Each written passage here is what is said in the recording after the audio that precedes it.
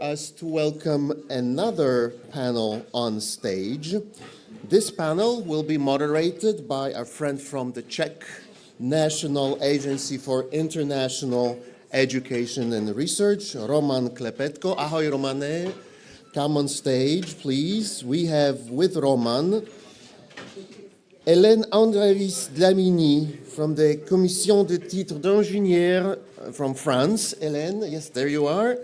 We have Jakub Brdulak, Professor Jakub Brdulak from Warsaw School of Economics, representing the Polish Accreditation Committee. We have Hanna Ryczulska from the Polish National Agency for Academic Exchange, leading the Academic Recognition Office at the National Agency for Academic Exchange. And we have with us Aleksander Szuszniar, Director of the European Quality Assurance Register for Higher Education. Welcome. And Roman, you have the floor, you have the mic, you have the power, and 55 minutes.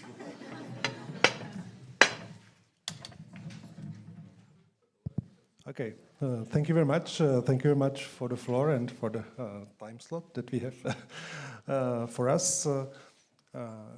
And thank you also for the introduction of the group. And I'm very glad to be here and to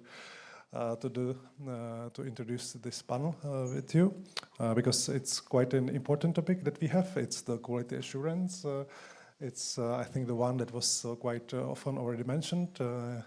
And for me, it sometimes seems it's like the elephant in the room, that it's something very important. Sometimes it's not that much understandable for some, maybe newcomers also in the field, who are trying to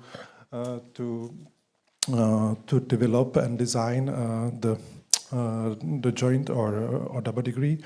And so we would like to get more into the deep of this topic in today. First of all, we will have only questions and answers panel without any presentation. So that's for you to know. But to set the scene, I would like to ask Aleksander Szuszniar from EQUAR that we would discuss first a bit like kind of vocabulary or setting the scene, let's say, that I would like to ask Aleksander to describe the landscape, because we have heard a lot about the models of joint, double, and diverse type of degrees. So I would like to ask you how you see it, also on behalf of EQUAR, and maybe also if you can comment on the European approach. Yes. So thank you. Indeed. Good morning, everyone, and thank you for the introduction. Yeah, it's crucial, of course, to set the terminology straight, precisely because the same words that we use are often being used in different way. I think one speaker commented in one of the panels yesterday that terminology on a surface level is not helpful unless you dig deeper to see how people are using these terms, such as a joint program, double program, joint degree, double degree, etc. So maybe just to set the stage from the perspective of the European approach for quality assurance of joint programs, and that is a tool that has been developed in the Bologna process as a key tool for simplifying the accreditation procedures, but I can say a bit more about that later. From that perspective, as you can see in the name, it is about joint programs. Now here it's important then to distinguish the programs from the program's outcomes, degrees or qualifications. So we can have a joint program and double or multiple program. We can have a joint degree or double or multiple degrees, right? And with degrees, it's relatively simple. You know if you get one diploma or one qualification, or you get multiple ones, right? It's quite clear. It's a very binary categorical distinction. When it comes to defining what is a joint program or what is a double or multiple program, then it becomes a bit more blurry. I would argue that it's more of a spectrum. But for the sake of our discussion, what would be standardly defined as a joint program and what differentiates it from multiple or double programs is that it is properly a one program. It is one program that is designed, implemented. It's a shared responsibility of multiple universities, but it is for all intents and purposes one single program. The European approach defines it as an integrated curriculum. Now, just to be clear, that does not mean that it's a fixed curriculum, that all the students of this joint program need to follow the exact same path. Also, because if you have a single program, you can have a degree of flexibility there. But that is kind of the approach that we need to take. The differences and the varieties that you would tolerate if the program was a single program delivered in your country are the same differences that will be tolerated then in a joint program, and this does not damage its jointness. If it has the same criteria for admission, it has the same study program for all the students, even though, as I said, there can be flexibility there. It has the learning outcomes on a program level, which are unified and defined in the same way for everyone. That is what makes a program joint. And it is for those type of programs that the European approach for quality assurance of joint programs has been developed, because in the past, the ministers of education have adopted the European approach in 2015. Before that, imagine if you would have 4 universities coming together to do a joint program, and joint programs existed before. What you would need to do? You would have to accredit it separately in 4 different countries.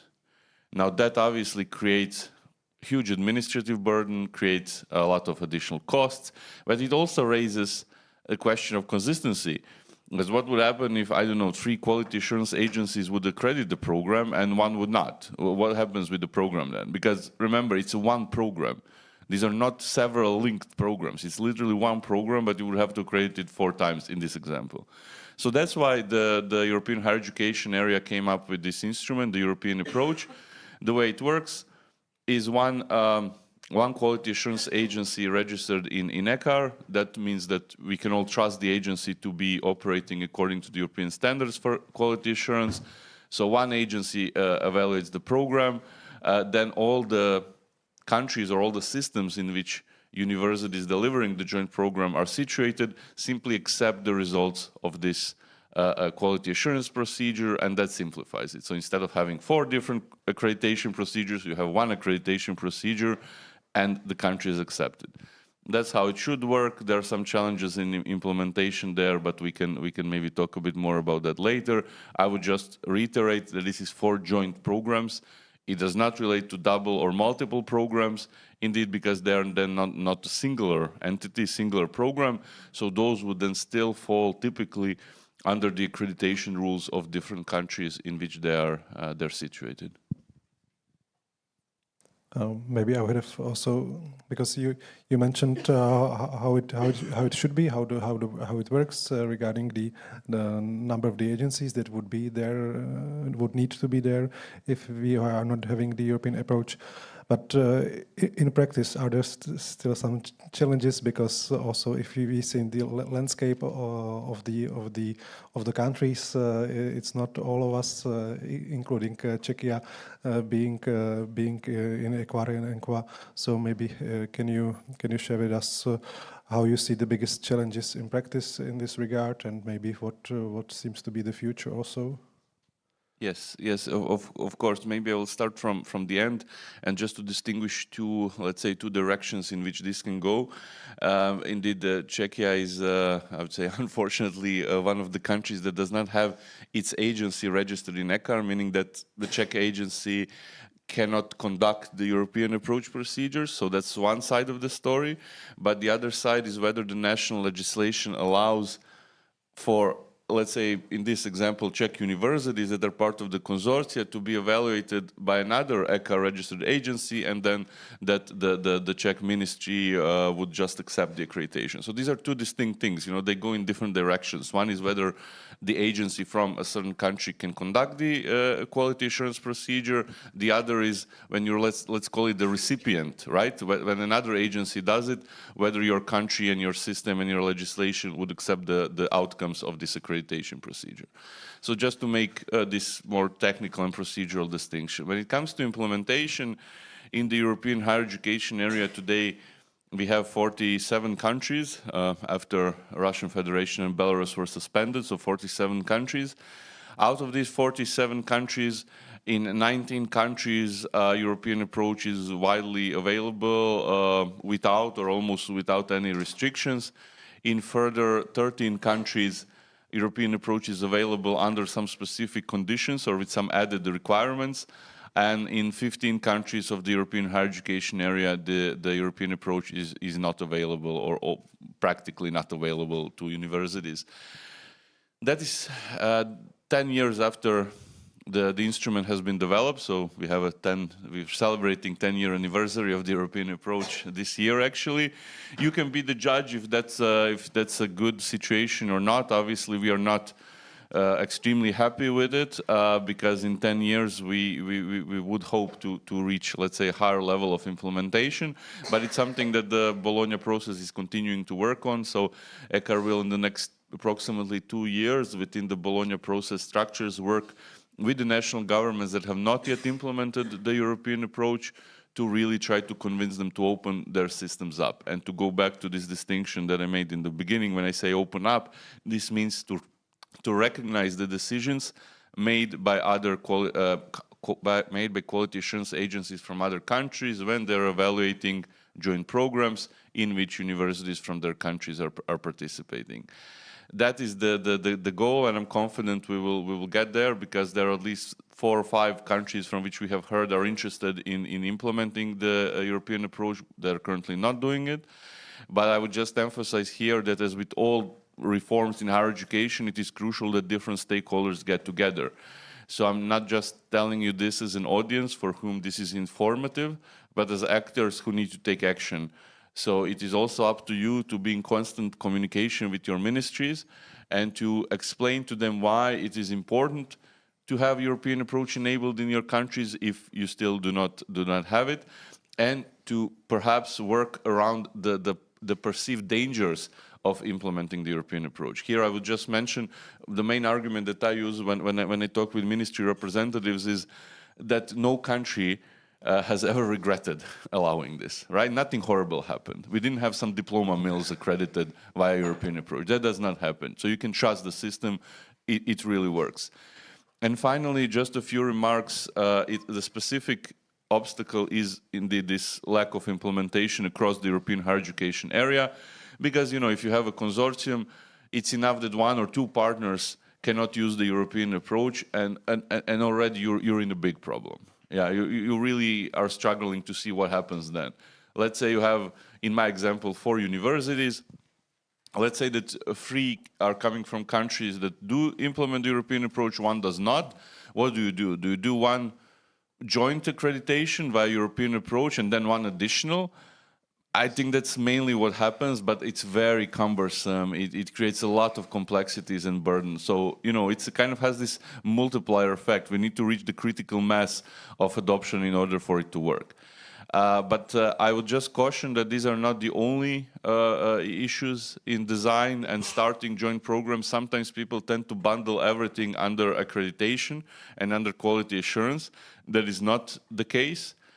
There are things that relate to starting a study program that go beyond the quality assurance side of the story. Yeah.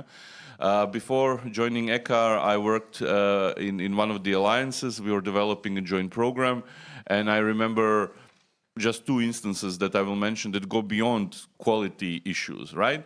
One was that in some countries we had the rule that universities need to demonstrate that there's some kind of societal or labor market need for the program, or that, let's say, the market is not oversaturated with this type of a study program. But what does that mean on a European level? I mean, how do you do that? I mean, theoretically you could do it, but it makes no sense to do it on this analysis on a national level. Like, do we have too many study programs of this type for our societal needs? Makes no sense for a joint study program. Yet, we had 1 university that had to undergo that. Another issue is that in some countries, we had to classify the study program in certain academic fields.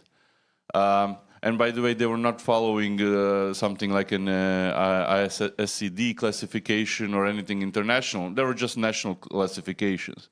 So then in one country, the study program needs to go into one academic and scientific field, and in another country, it has to go in another one. What sense does that make? It's one program. How can it be one thing in one country, another thing in another country? but we just had to do it. However, I'm just cautioning that even though these things are bundled together with accreditation often, these are not quality assurance issues. There are more other regulations that come together with quality assurance, but they have nothing to do with quality or quality assurance.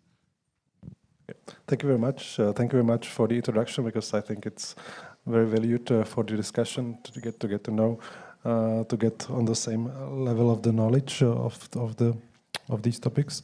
And I would like to ask now to go more into the national perspective. So I would like to ask Jakub Brdulák, representing the Polish Accreditation Committee, if you maybe tell us how is the Polish experience also with the European approach, and how is it being implemented in Poland, and maybe what are the challenges for you, or how you see the landscape. First of all, I would like to thank you for inviting me for this conference, and I'm very honored to have this opportunity to say a few words in the head, let's say, the Polish Accreditation Committee. So the first maybe point is that generally I have good news for you. What Alexander said is not only theory in our landscape, but it's also the practice. The practice with a very short story and history, I would say, because the first joint program that we evaluated, it was just this year, February 2025. However, the Polish Accreditation Committee, because it is the ECAR agency, it's registered, it has the mandate, or it still have the mandate to run this kind of evaluation since 2018. So it's also kind of my general reflection that it's good to create some kind of bottom-up pressure on some institutions in Poland, which are quite well networked to answer some kind of needs that I think they might help also our kind of higher education sector. So we have some experiences. We are ECAR agency. It means that we run our evaluation based on the European standard and guidelines, logics and criteria generally. However, even in the Legislation Act, we have written quite directly that if we run this type of the evaluation, it means joint program evaluation, we are referring directly to the European approach. So you don't have to really dive in the details and the logics of the program ex post evaluation of the PKA, only take the European approach, and this is the standards that we are following. There is some methodology also for evaluation of joint programs, and what is also quite interesting, maybe somehow my kind of discovery even, that it was created with the leadership of the PKA on the European level. It's called IMPIA, and step by step it guides you through to this evaluation. So as I said, the Poland, there are some, of course, difficulties maybe also in that kind of general landscape. One of the difficulties is the status of the PKA. It has no legal entity. It's some kind of a little bit amorphous blob from my perspective as the professor of management. So there is some kind of course, battle and good, and I really appreciate your kind of support in that kind of dialogue to create some autonomous and really independent body from the perspective of the operations. The second point is also connected with resources. It's a little bit linked with the first one. To answer to European approach, they have to be resources, in my opinion, networks, connections with the agencies, because as it was said, by Alexander, one of the first steps is the contact of the, let's say, the Polish Accreditation Committee with the agencies of the countries that they are represented by the consortium partners. And we have to get some kind of at least preliminary green light that our evaluation is going to be recognized by the countries. And so there has to be some kind of connections. They have to be English language in the office, for example. They have to be some experiences in that area, and everything here needs some kind of structures. But the result, the final result, I think is kind of course, if somebody says that quality assurance is some kind of simplicity, or probably your kind of internal feeling about quality assurance has nothing with simplicity or this kind of things. It's some kind of bureaucratical burden, extra again. But as it was said, if this procedure is going to be accomplished, and it's not very difficult, in my opinion. We have just experiences with ex-ante evaluation. It's not the control. It's the agencies generally interested to provide the green light, and also the experts that are interested to share some good practices and some hints, because there are different systems, different countries, different legislations, so the problems. But if we accomplish this kind of procedure, you can start recruitment, you can also be visible, which is, I think, the key value in the DECAR database run by the ECAR, which gives you some kind of credential that you can run this program on that European or even international level. I know the examples of the candidates that they didn't decide to select some specific program because they were not able to find this program in the DECAR database. And Polish Accreditation Committee has power to upload the results of the evaluation in the DECAR database until it's still in the DECAR, of course, because it is not something forever, and we have to also sometimes and answering to some challenges which we have, because the situation is not really, I would say, quite far from the ideal situation from my perspective. So maybe also some small details about this procedure. First of all, first small detail, which is small point, which is quite different from other countries, is that this whole procedure is for free. You don't pay for the procedure. This is because of the specific status of the PKA. So we are not charging any rates for the ex-ante joint program evaluation, but automatically we just limited this kind of offer only to those consortiums where the Polish university is the leader. So if there is some kind of joint program where the Polish university is the leader, may start dialogue with the PKA, and also there are some kind of safety points, because our limitation on the resources, the first step is just send some kind of information that you are interested in this procedure without any self-assessment report, without no additional documents. Just show who are the partners of the consortium, what is the name of the program, what is general logic, like kind of one page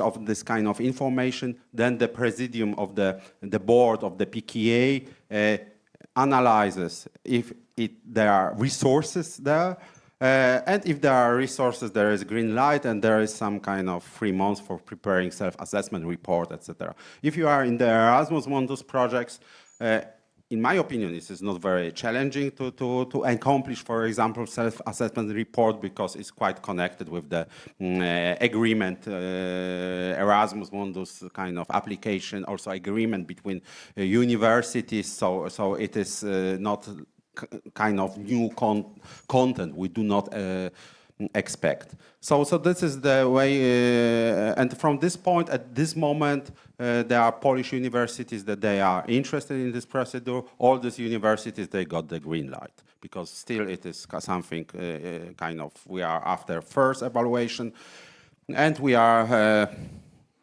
still, at least during the next 2 years, we are interested to do more, just to make a little bit stronger also our higher education sector. So this is kind of my short information about our experience as the Polish Accreditation Committee in this field. Thank you. Thank you very much. Thank you very much for sharing the quite also recent experience. And now I'd like to ask Ellen about how is it in your case, because maybe some of us heard yesterday also your presentation, so you introduced a bit of your agency. Your agency is focusing on the engineering within the French landscape, so maybe can you tell us more, and maybe can you tell us what are your experience regarding the quality assurance also in this like profession-oriented field. So can you tell us more about your agency, and how are your experience with the quality assurance in the engineering-oriented programs? Thank you so much for this invitation. So yes, I'm representing the Commission des titres d'ingénieur, which is a quality assurance agency that was created in 1934 and is evaluated by ENQA and registered at ECAR. And it does specialize in engineering, higher education institutions and engineering programs.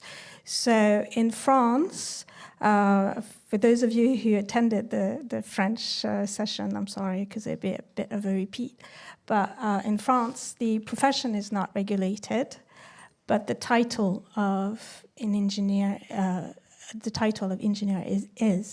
is protected by law. And it's through the evaluation of the CTI that the title is awarded. So ultimately what it means is that the program needs to be evaluated by the CTI, and the higher education, the engineering higher education institution needs to be evaluated for the CTI for you to be awarded the title. But we are aware that other countries are chartered profession. To become an engineer is a chartered profession, there's a registrar.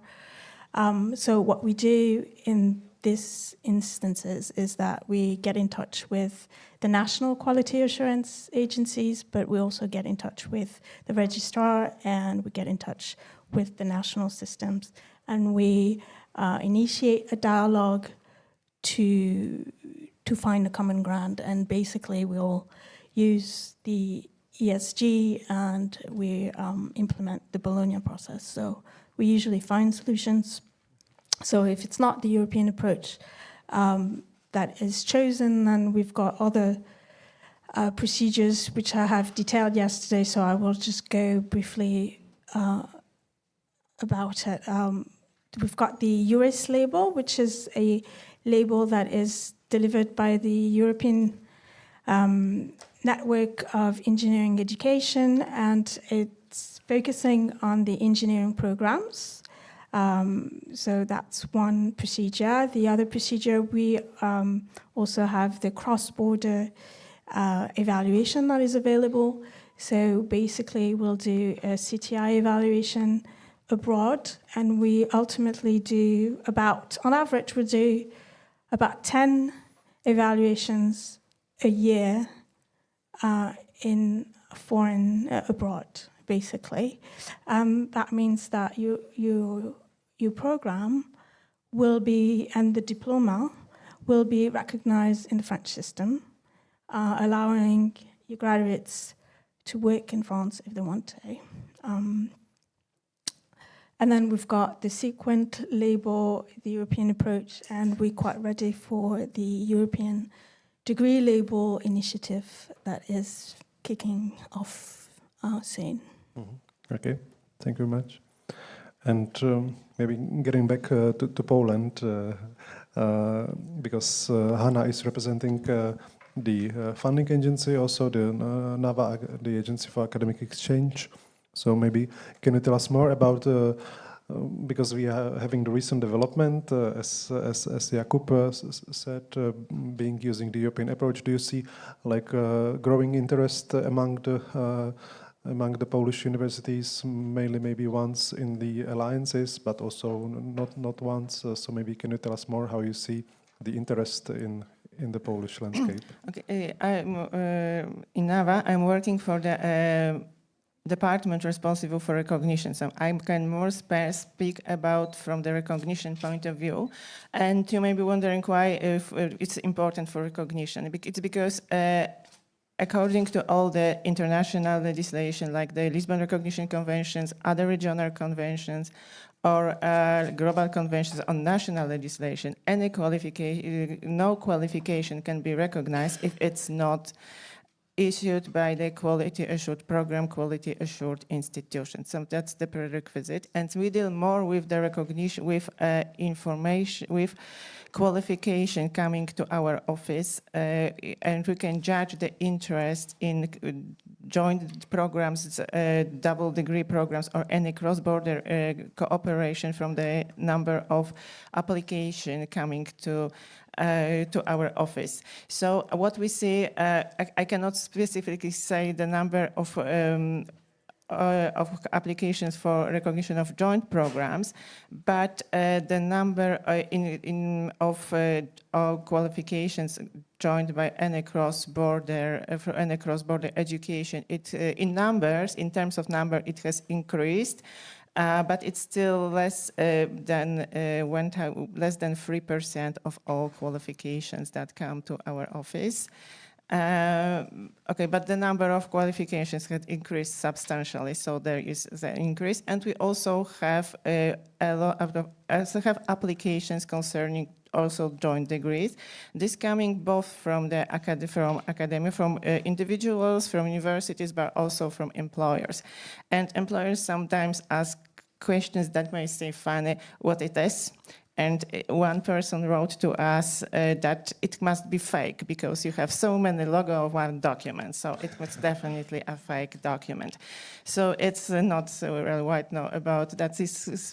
Okay, it was funny for us also, but it means that among employers, this is not something that, and that was the, it was not a small company. It was quite a big company, and it was the HR department that asked for this because we usually receive questions from them.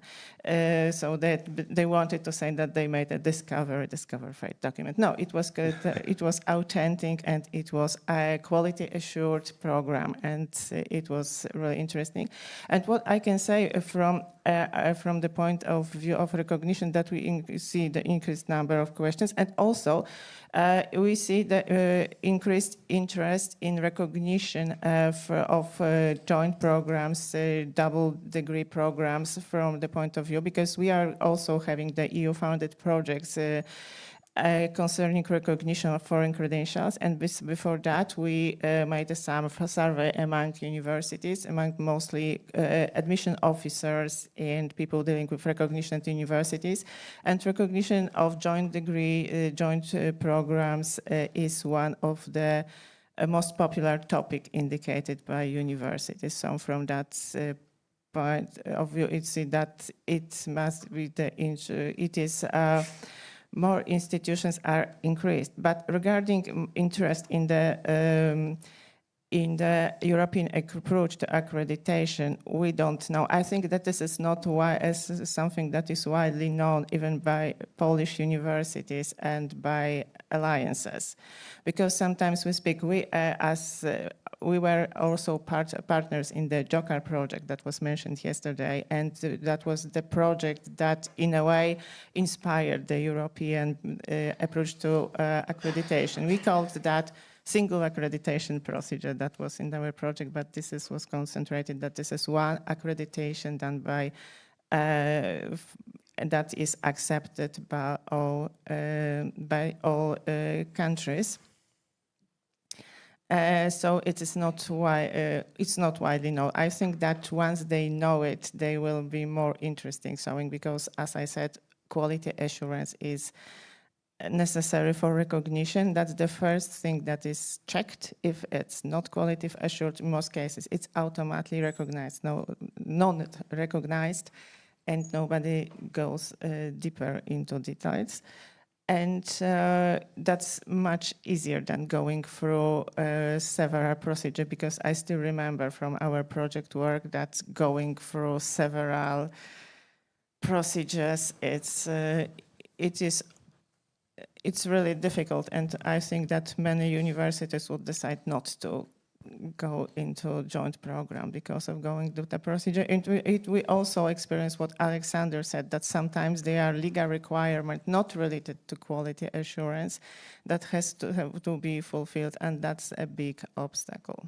So this is what I can say, but we also have questions from universities that want to set up a program, and they ask us,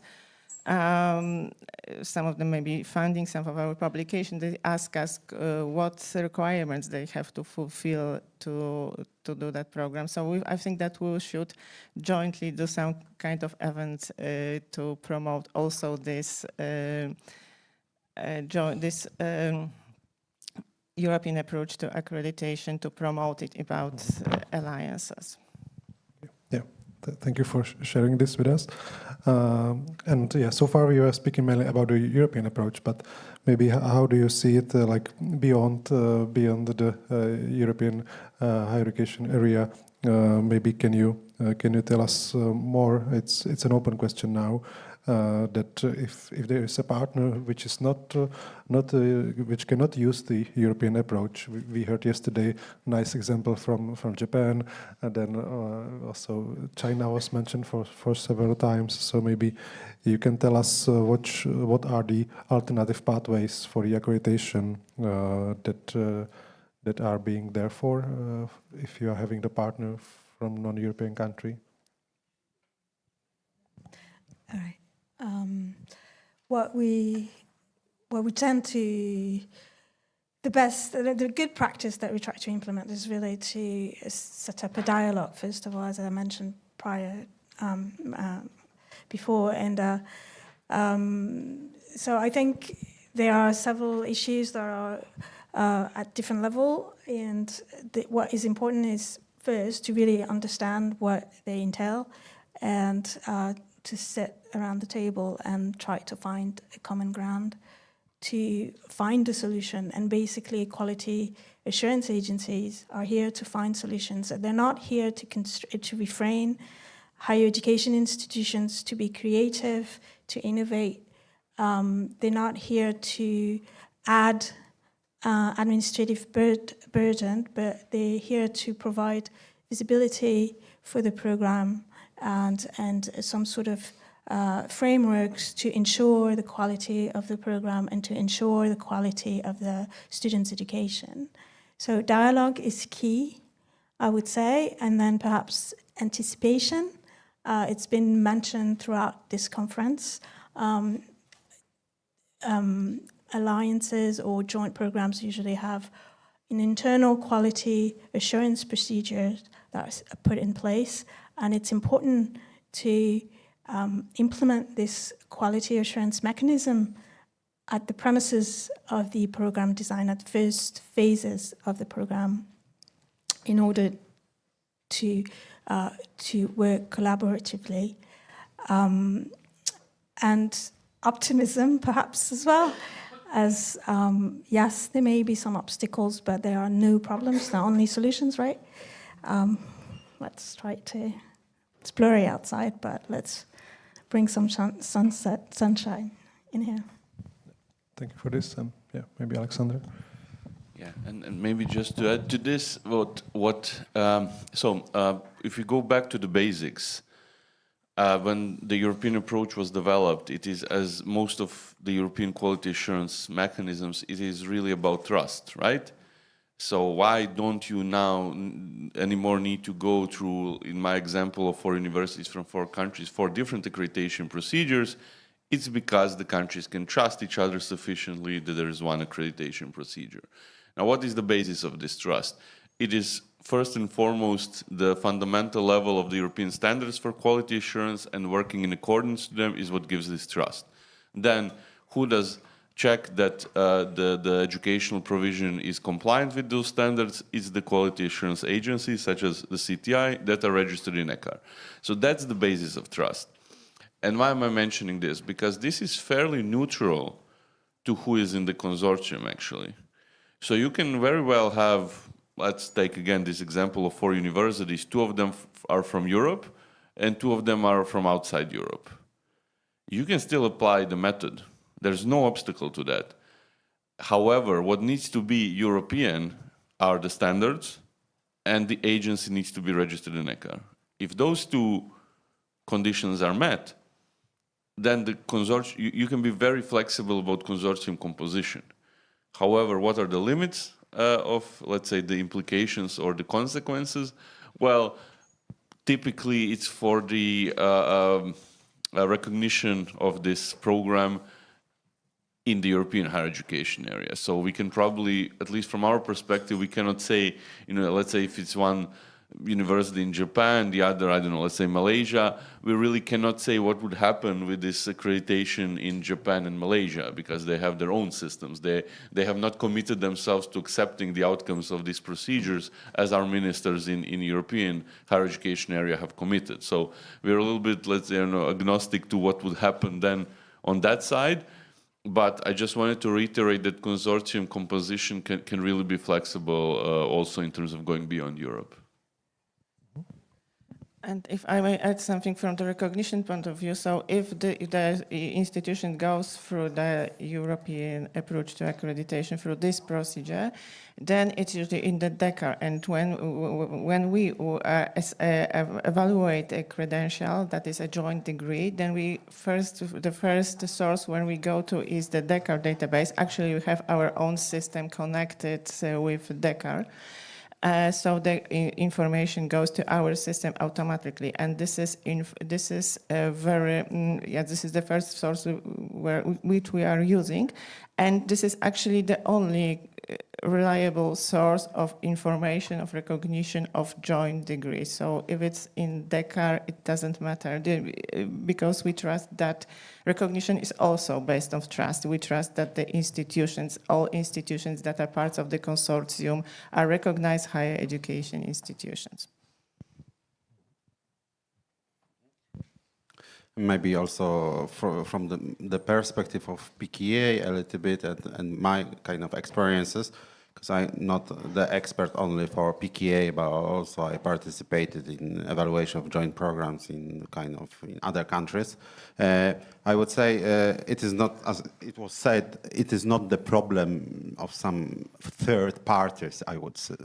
PKA, when the procedure starts, you will contact and check who are these 15 countries that they are fully recognized European approach, and it is a little bit legislation obligation of the agencies to positive react on that procedure.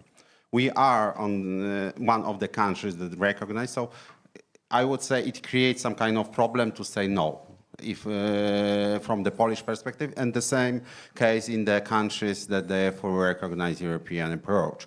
The other countries that partially recognize, usually we are waiting, or even not without waiting, because the form of the first contact is constructed that way. If there is no answer, we assume there is the green light. So we start the procedure. And at the end of the day, we upload the results in the DECAR. They are visible. And what happened a little bit with this visibility and what the impact will be at the end is a little bit responsibility of the partners of the consortium. If they created this agreement, they signed it. Usually it is some kind of the area consulted by the lawyers, the legislation, that there are some behind this kind of steps.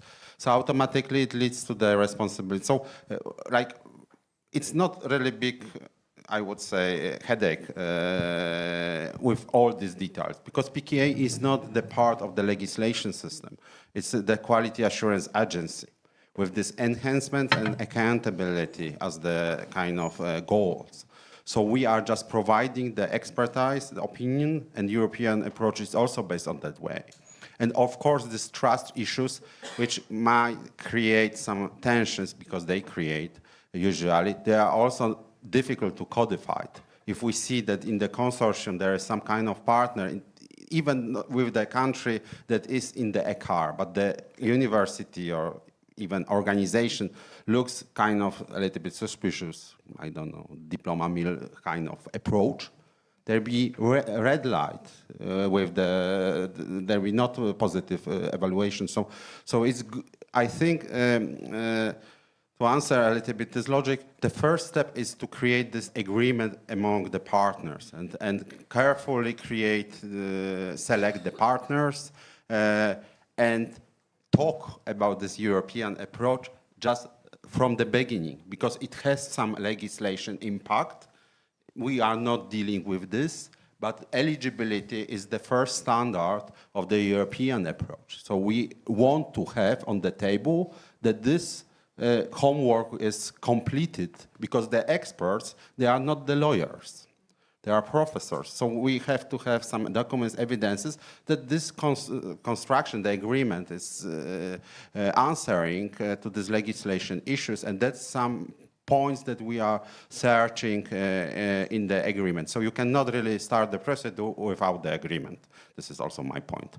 That you have to have the agreement, and then self-assessment report, the procedure, and then the recruitment process, because usually in many countries there is some kind of required to have the accreditation, evaluation, positive evaluation to start the recruitment process. This is the case of the Jagiellonian University. Thank you. Thank you. And I have still a few more questions, but before we get to that, maybe I would like to ask the audience if there are any questions to our panelists. So maybe if there's, yeah, can I ask for the mic, or I can, yeah. Thank you. It was there.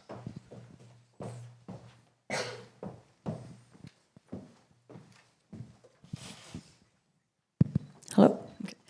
So my name is Caroline. I'm from the Magdeburg University in Germany, and I'm a coordinator of 2 master programs. And I'd be very interested in hearing if you have any good practices for quality assurance mechanisms once the programs are in practice. That are more bottom-up driven. How do you make sure that once the programs are in practice and the staff members who work with those programs, who deal with the daily issues every day, how can those issues be implemented in some kind of quality assurance? To anybody who is willing to answer. Any volunteer?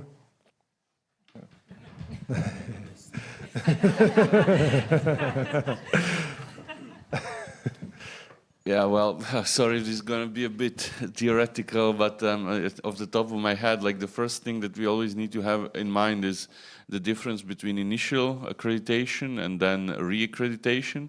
I'm not sure, has your program gone through initial only, or has it already been re-accredited?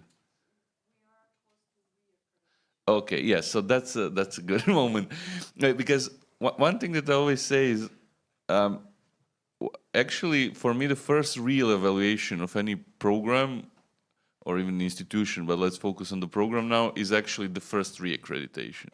I'm curious if colleagues from the agency would agree, but the initial accreditation is always theoretical. It's always paper-based, the ex-ante accreditation, as we sometimes call it.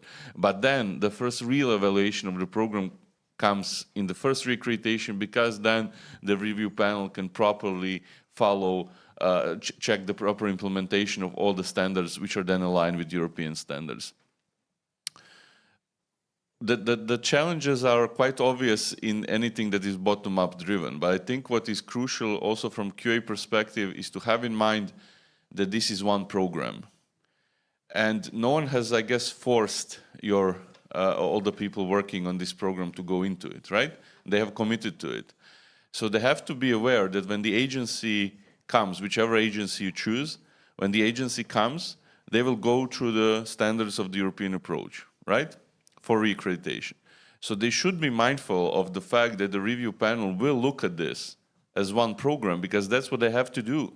This is one program. These are not multiple linked programs. It's a one joint program, one quality assurance system, and people need to find their place in it in the same way as they would, for the purpose of this discussion, as if it were a single program. What are maybe some good things to avoid also is to avoid what Jakub was mentioning, like a bureaucratic perspective. So things that have been quality assured once do not have to be quality assured multiple times. That's what we always say in European discussions.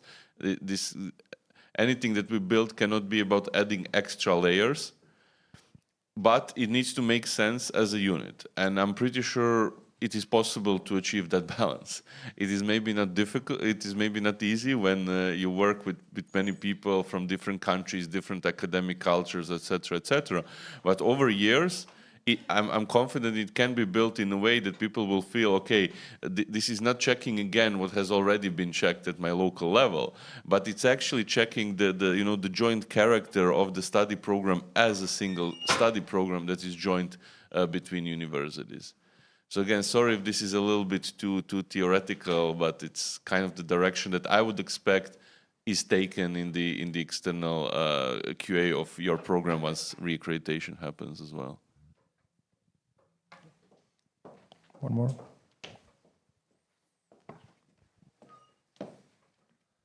Thank you. Good morning, everybody. Marzia from the University of Bologna, Italy. As you know, we are newcomers of the European approach. It has been introduced in our legislation in 2024. What we are wondering is what to expect once the program has been accredited, if we need to make any changes, which often happens in case of joint programs. I mean, you need to readjust the curriculum. You want to add a new partner. An existing partner wants to withdraw, or you want to add, I don't know, a new path for the students because you see it relevant for the labor market of reference that you choose to have. What can we expect from the agency that will accredit us? We will need to reaccredit everything. We will need to just communicate the changes. Will there be some sort of a soft reevaluation of the changes? Or we don't even have to tell it to the agency and it will be checked after 6 years. I mean, if it's checked after 6 years, you cannot then say that the program is not accredited because, I mean, people will have that degree. But if you need to go it through all over, then it's a huge burden for the accrediting institution and agency. And from I understood from the discussion here, there are different national experiences in this case. So like institutions saying, if you accredit with my agency, then you don't change anything. Because otherwise it will be too heavy. While in other cases, the agencies are more flexible. And I checked the European approach. It's not really that explicit in terms of what happens between the first accreditation and reaccreditation. Thank you.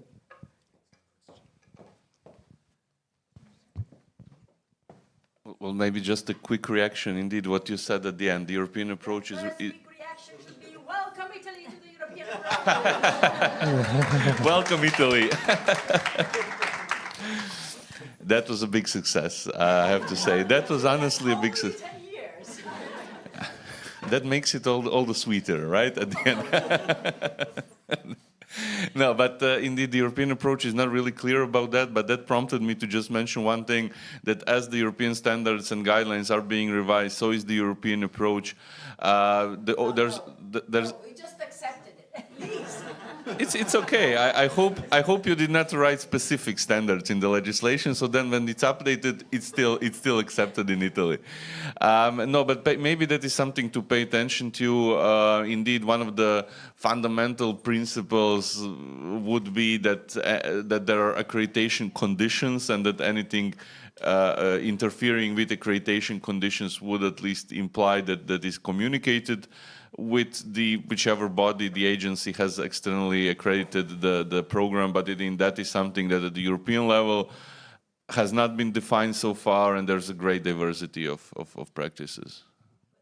Would you expect a greater detail on that in the revision of the approach, or you expect to leave it as it is with the present diversity?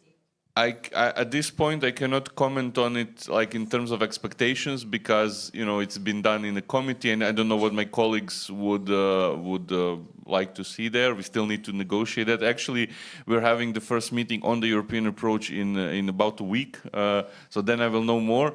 So the only thing I can tell you is my personal opinion is that this is one of the issues that should be defined more clearly, not in a sense of imposing anything very strict, but just perhaps as more of a principle that, what I said, that this kind of what is already implied in all external QA practices is perhaps made a bit more explicit, that we say just, if it's a change that can impact the fundamental conditions under which this accreditation has been done, that then you're obliged to at least communicate it to the agencies. But that is my personal opinion. That is what I will propose, and we'll see what happens. Maybe there are good arguments not to do it that I cannot think of. So We will email you in 10 days. thank you. Ellen. But I think ultimately it goes back to the dialogue and transparency that we were talking about. So exactly what you've been saying is that if you are transparent to your national quality assurance agency and state exactly what are the changes and see if it has an impact, a strong impact on the quality of your program and what it entails for the students, then perhaps, it's for the agency that accredited you to assess whether there's a need for change or not. But as I mentioned before, I think the quality assurance agencies are not here to restrain higher education institutions. We understand that you need to be creative, you need to answer to, students' needs and evolve, and we go along with that, but it needs our job is just to ensure quality of the program and for the students. So if you get in touch with your quality assurance agency, I think it's for them to really set the rules. I know that for the CTI, we would not necessarily require a new evaluation. If it's a new program, yes, then yes. But if it's not a new program and you just include a new partner, we might ask you to provide some documents to attest to what the changes are, but not necessarily an evaluation. And everything in our agency is collegial. All the decisions are very collegial. So the Commission meets on a regular basis, and we decide collectively whether it can go forward or not. We need a summary from you, Roman. Yes. Thank you very much. I noticed that there's the warning. The moderator is coming on the stage, so we are getting to the end.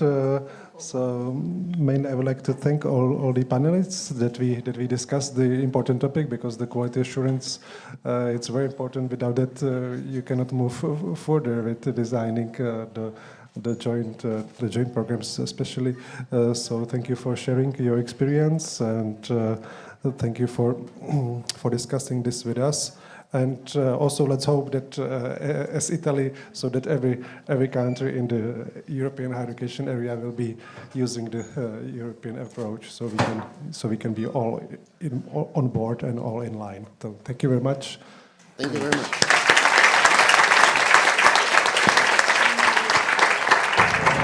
We still need you on stage for an official family portrait, so if you please be upstanding, that would be very nice. And I want you all to remain in the room for a moment, because we have one more point on our unofficial agenda to perform before we let you go out for coffee. And for that purpose, okay, everybody? Okay, 1, 2, 3. Photo time, good. Okay, so we need all of you to go back to your seats, but not Professor Jakub Brdulak. We need to have Jakub here on stage with us, okay? Because we have done something special for certain people last night. And because you were engaged elsewhere, you couldn't join us. But for the details, I need to pass this microphone on to Director Katarzyna Aleksy to fill you in on the details.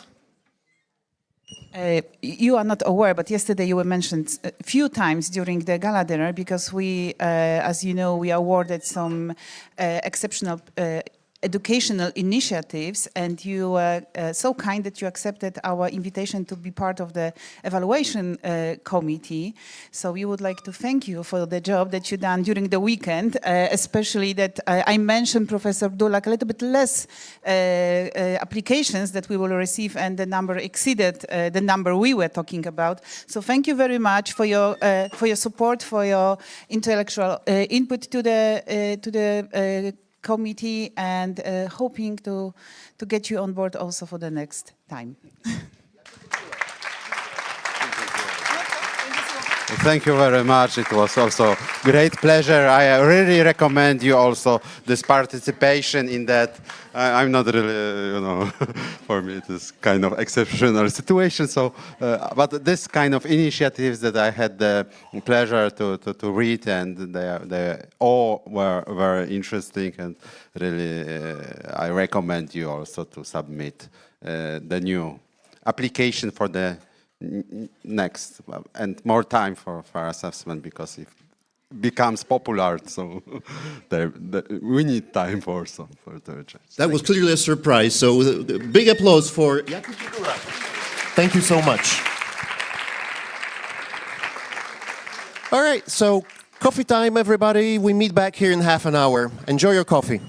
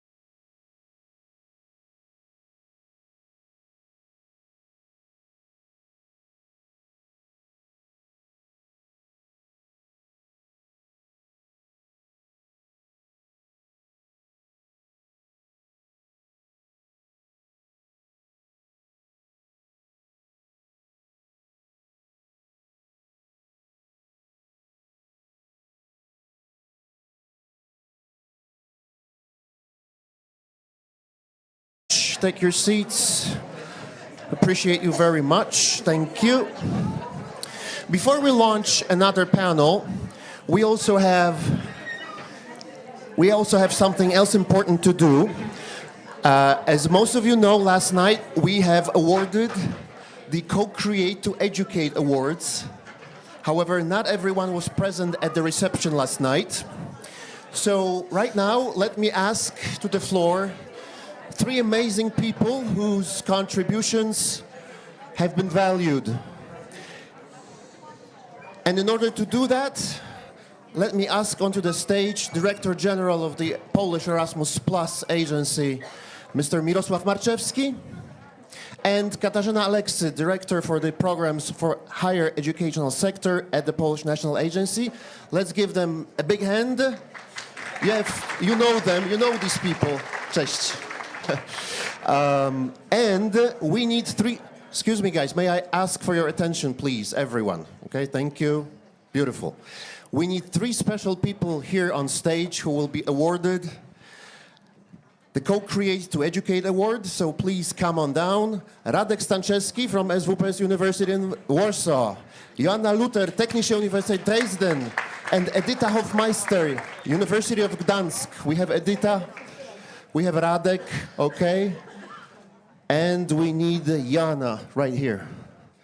Congratulations, you guys have done an amazing job with your projects. It's a beautiful time. Okay, we have here Jana, okay, Jana Luther, Radek Stanczewski, Edyta Hofmeister, awarded the Co-Create to Educate.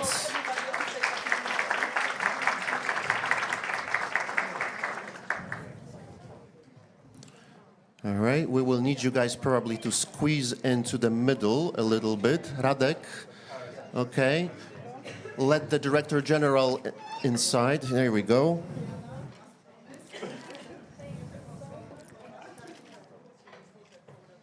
All right, can we see everybody? Yes. Hold the awards up, up, up, up. There you go. And forward.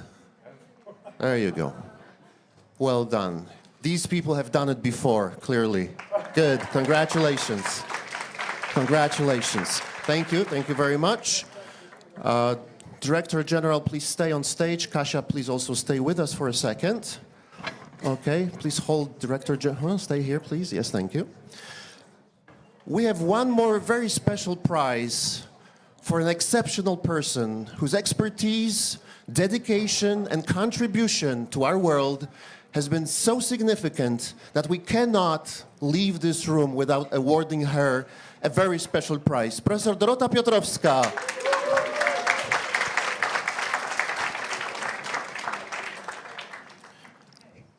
You know Dorota very well. She's been with us here, and she's been significantly one of the most important people in the organization of this conference. So we thank her, and we thank the entire team of the Lodz University of Technology. Thank you very much, Dorota.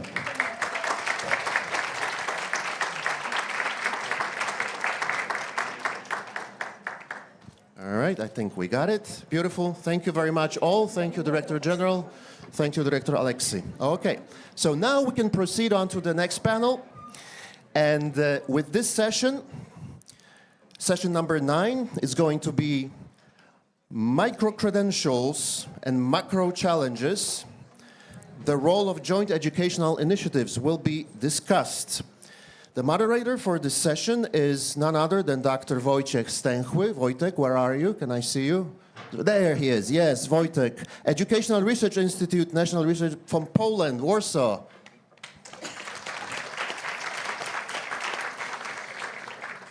We have also Professor Dorota Piotrowska, whom you already met, the one and only.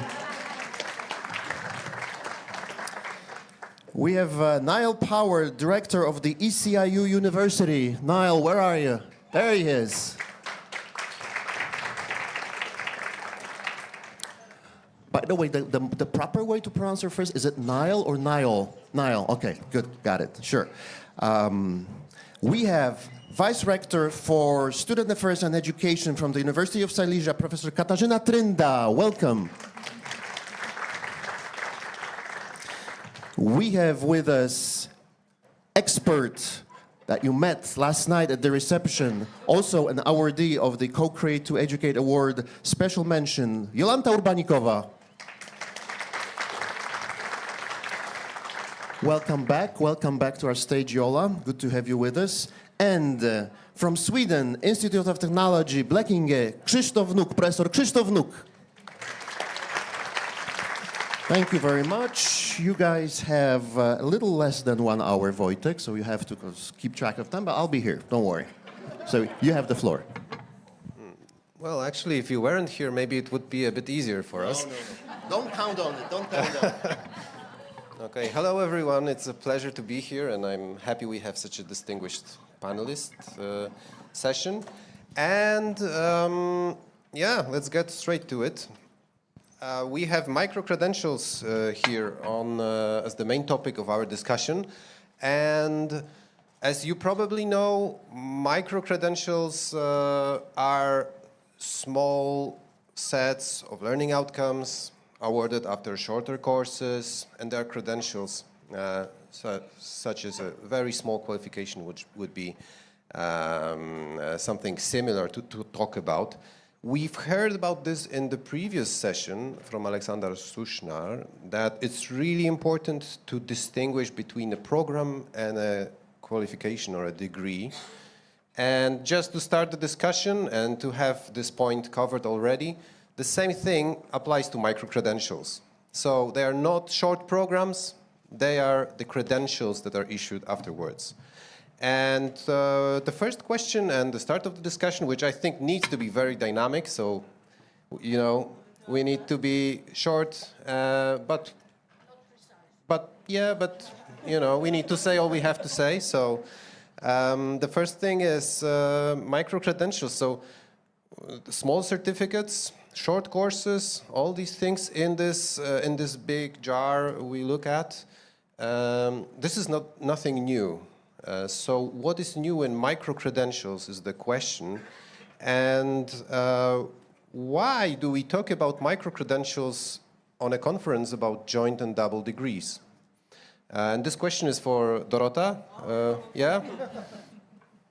Okay, hello everyone. Once again, welcome to this session. You know, in Poland, I'm quite well known as a big fan, huge fan of micro-credentials. And I'm really glad that we are starting this discussion with a definition of micro-credentials, what micro-credentials are, because they are very often confused with micro-modules, okay? And this is something that we should distinguish at the very beginning, because there is so much talk at the university level about micro-credentials right now. But we ended up with a heterogeneous landscape, not only in Poland, but as far as I know, also in Europe. As Wojtek mentioned, micro-credential is just a proof, a credential, a sort of certificate, proving, confirming that someone has achieved a set of learning outcomes, okay? A set of learning outcomes that have been somehow assessed against transparent criteria. And usually this set of learning outcome can be also achieved through not only, you know, participation in a micro-module, but there's a great potential of micro-credentials, because according to the European standard and European rule, micro-credential as a certificate, as a proof, as a credential could be also achievable through the validation and recognition of non-formal and informal learning.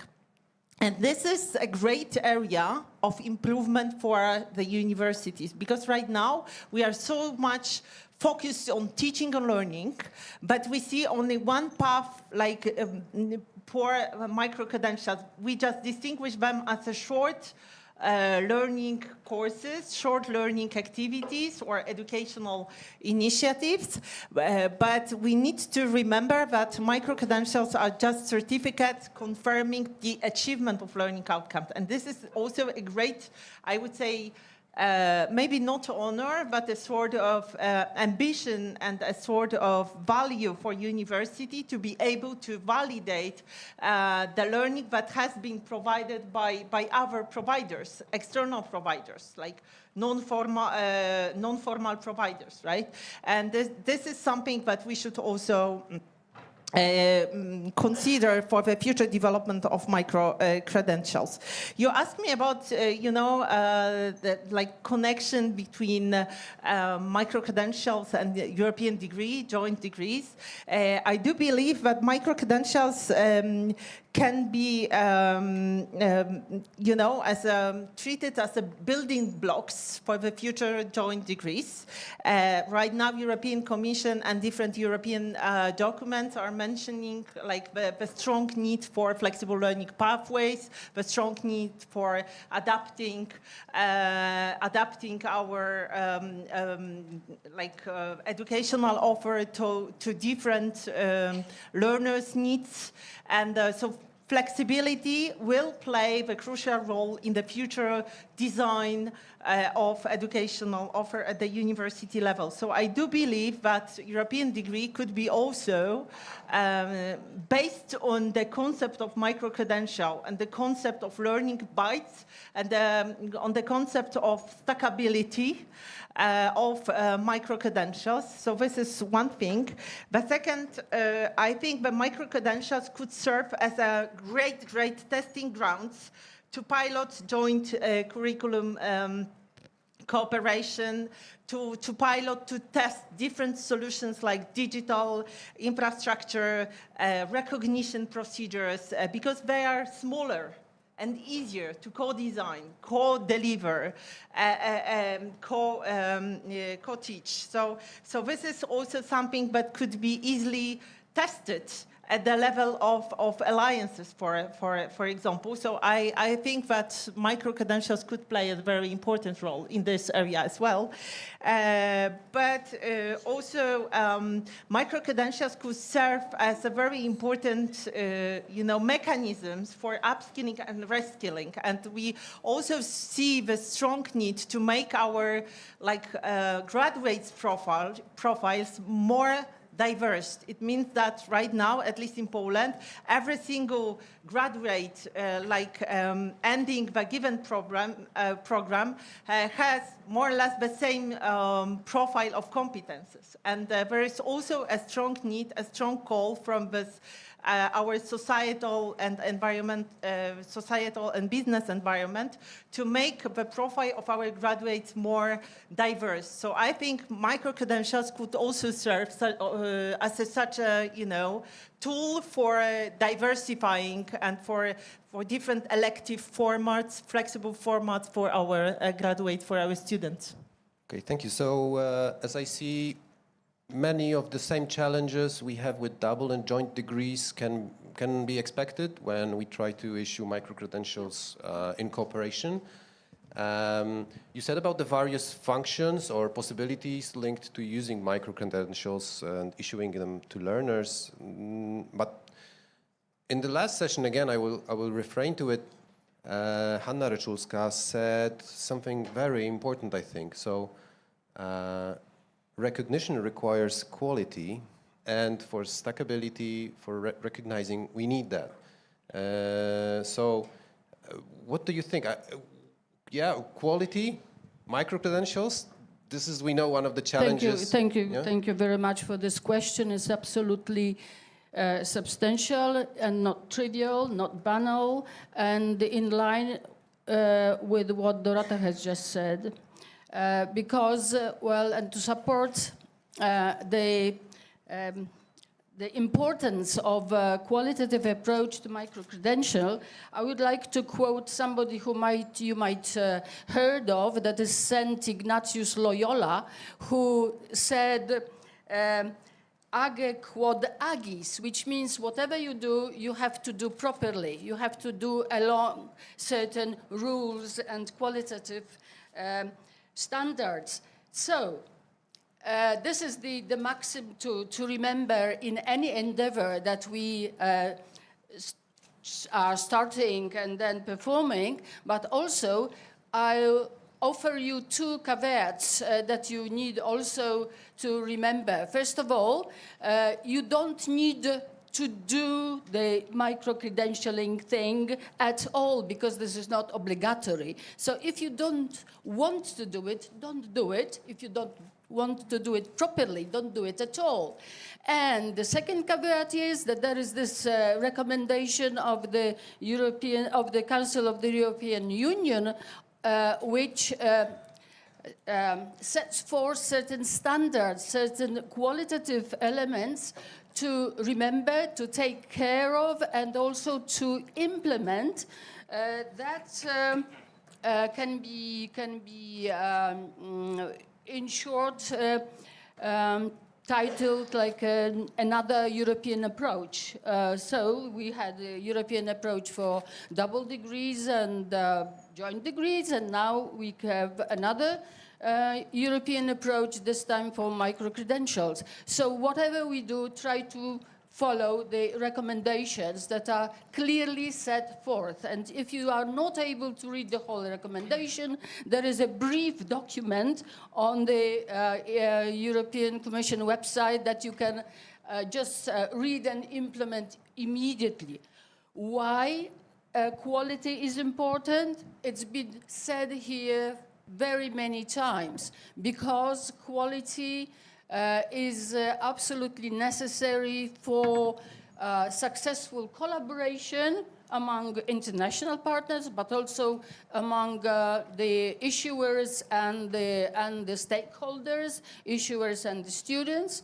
And it's absolutely necessary, the quality, to create trust among partners. And trust is absolutely essential for those who all in all benefit from the, be it double diplomas or micro-credentials. So this is in short my philosophy, and I think that everybody would agree with that. Thank you. Quality is absolutely a must. I think Niall nodded to add to this. Well, Dorota mentioned the what of micro-credentials, and you've mentioned the how. Yola has mentioned the how in terms of quality assurance. But what's missing for me is the why. Why do we need micro-credentials? What use are they? I'm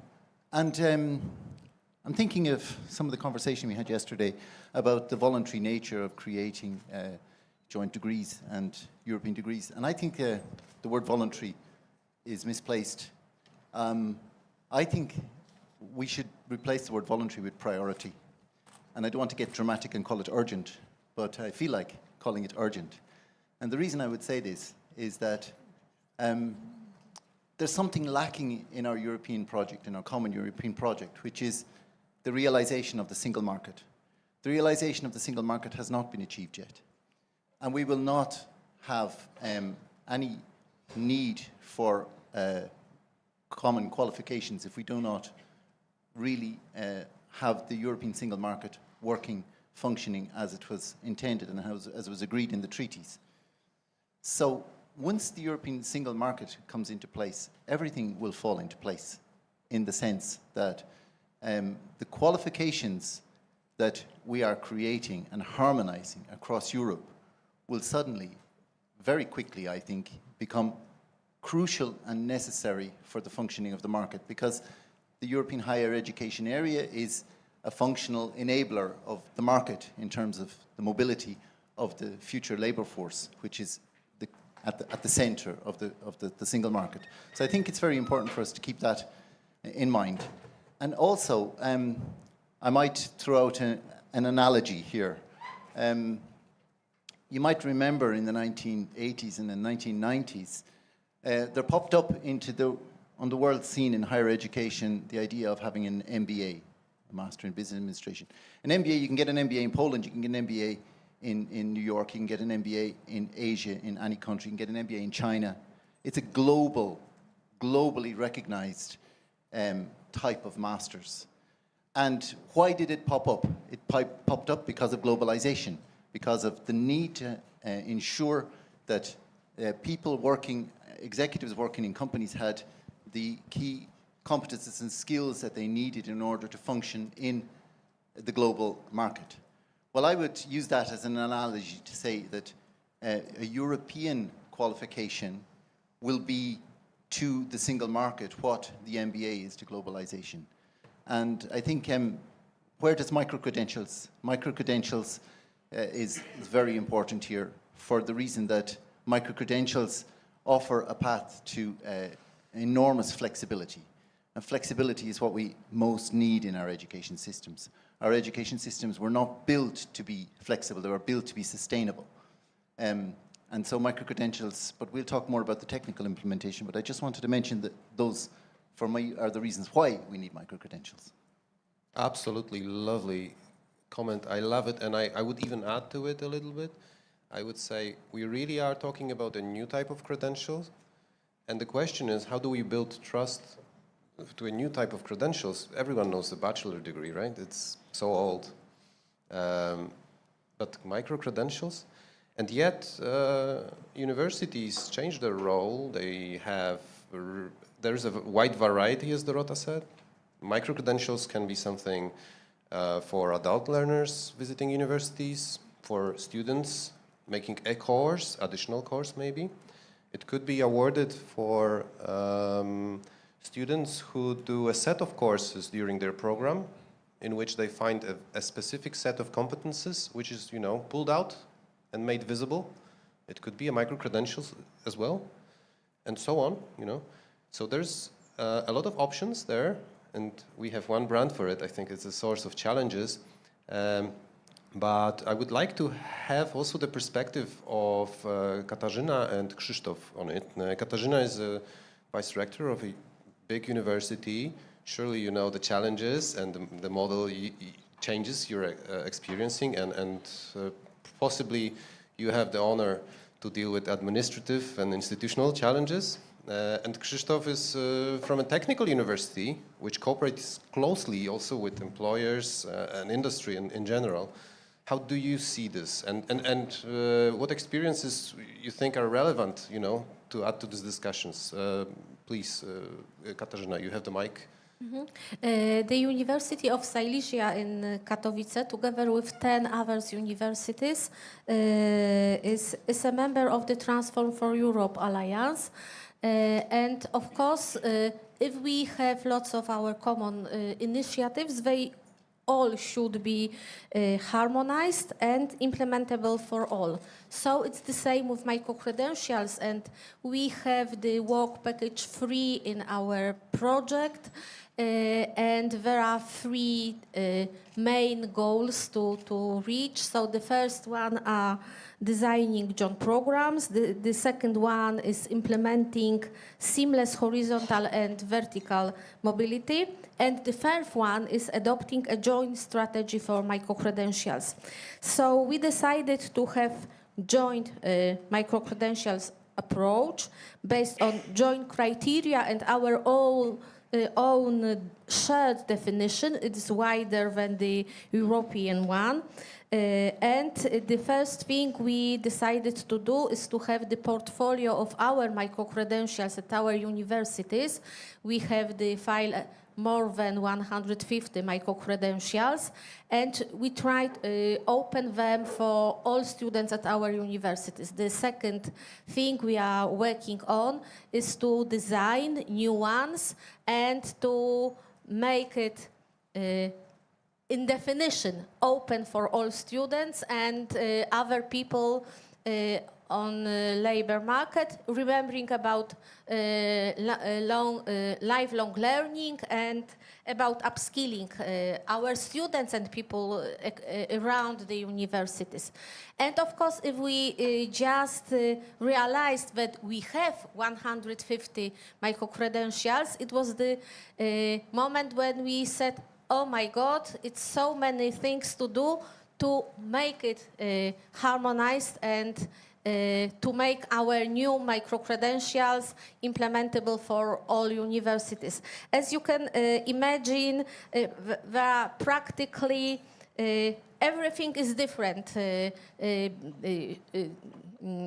at our universities, starting from the availability of our courses, thinking about fees for micro-credentials, for language barriers and academic calendar, about enrollment criteria, course documentation, certificates, and legal challenges that our country, especially national regulations. So we see there's lots of things to do. And the decision we have to take is the decision what computer system will use for managing micro-credentials, for sending it to students, and so on and so on.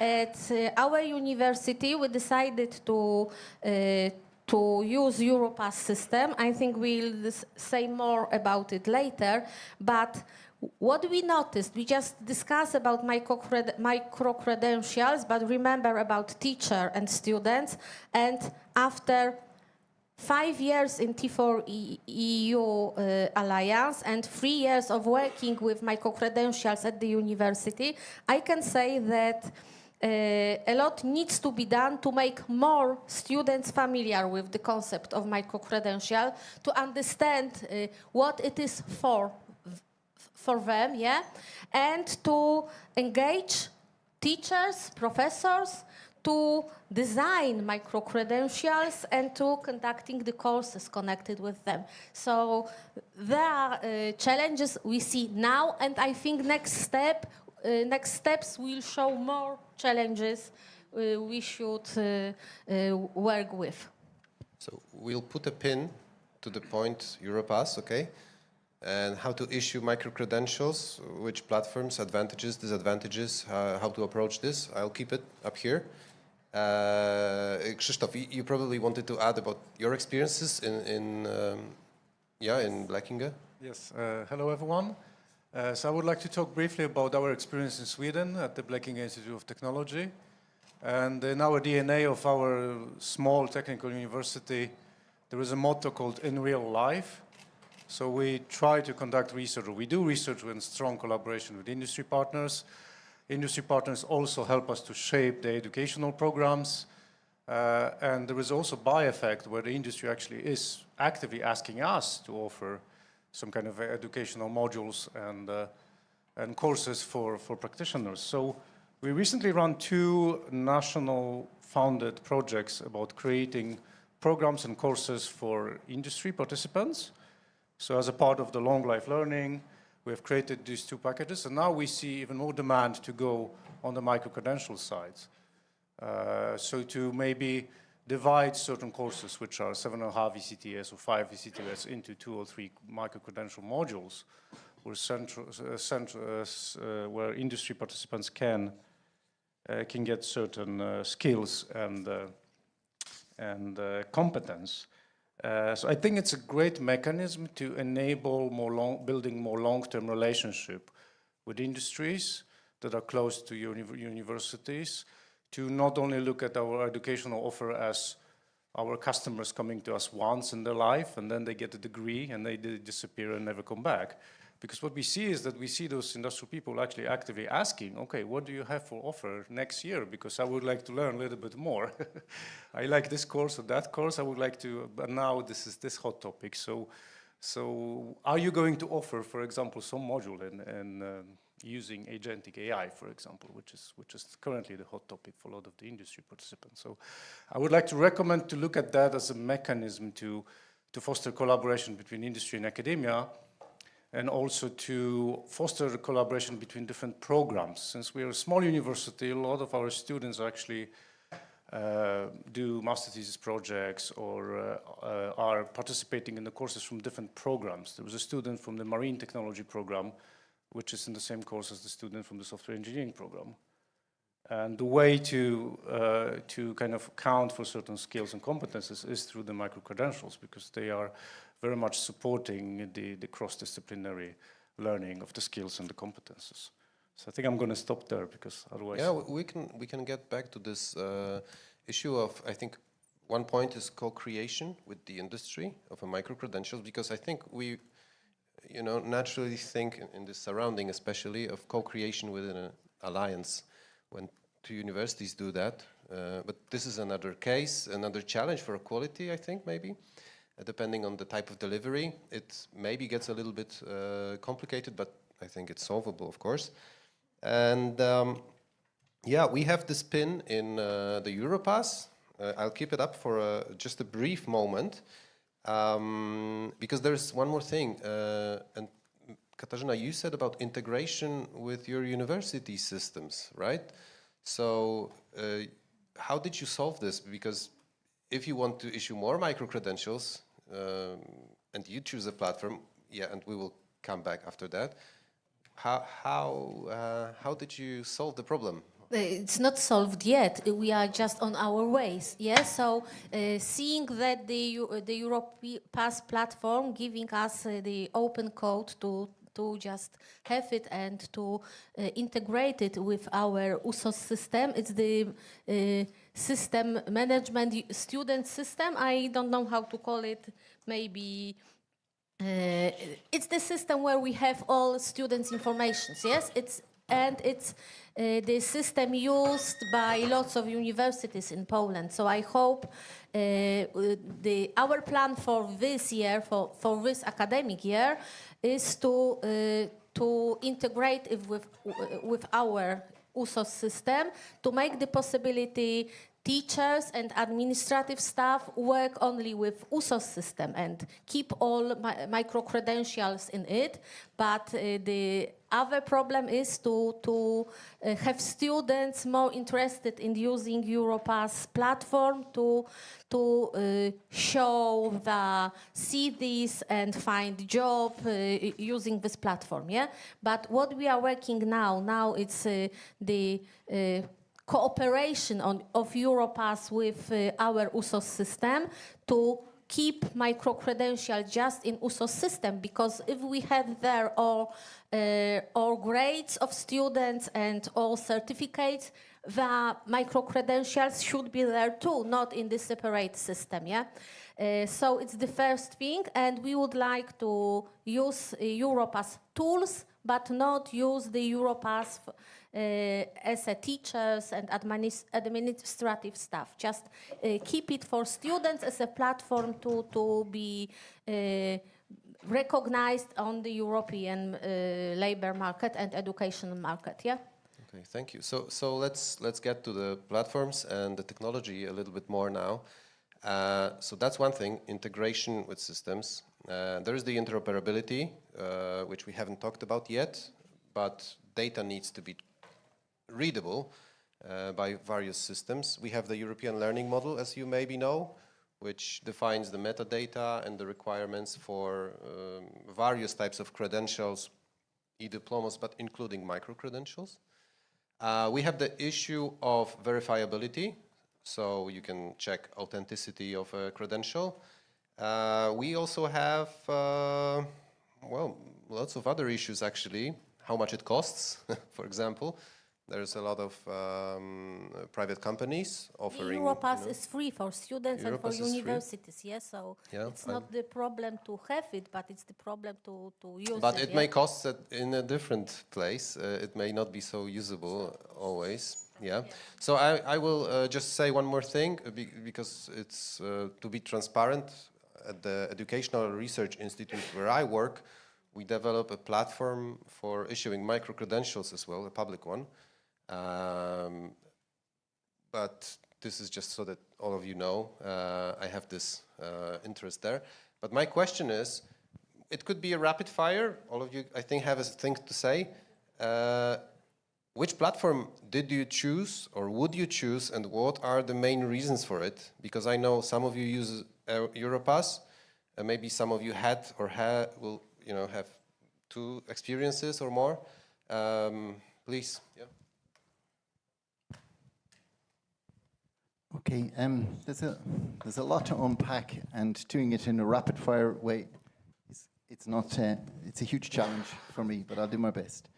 So, first of all, the platform solutions for the storage, sharing, and portability of micro-credentials They're expensive to set up and to maintain.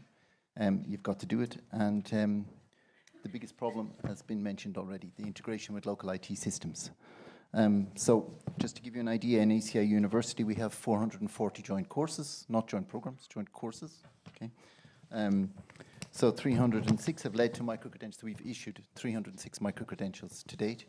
And we also issue micro-credentials for challenges that learners take in co-creation with business and industry. So that's what we're doing at the moment. And to say we've set up our own independent IT system. It's called the Experience, an experience platform, and we invested.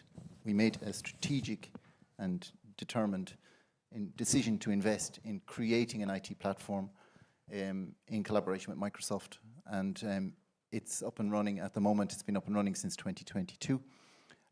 We piloted it in the pilot phase of the European Universities Initiative because we're in a European Universities Alliance. So that's crucial to know. So what happened then? So we have our system. The next challenge was to have an e-seal. An e-seal, an electronic seal, is the seal, the guarantee that your micro-credential is authentic. It's an authentication seal. And to get the e-seal, you just go and get a provider. So there are companies on the market whose job, whose work, whose business model is to provide the e-seal. And you buy one. You literally buy the e-seal. I mean, it's as simple as that. It doesn't cost so much money. It doesn't cost so much, and you renew it every year, and you can renew it every year. So you have your IT system, and you have your e-seal. And then what happens then with our system is that the learner does the micro-credential or the micro-course that leads to the micro-credential. And our experience platform issues and seals the micro-credential. Okay, it doesn't deliver to the student the micro-credential, but it issues and seals the micro-credential using this e-seal that we got. And then we digitally send the micro-credential to Europass. Okay, and Europass, the EDC, the European Digital Credential System, sends an email to the students with the link that they need in order to view and share their micro-credentials. So we don't deliver the micro-credential to the student. We simply issue it to Europass, who deliver it to the student. Okay.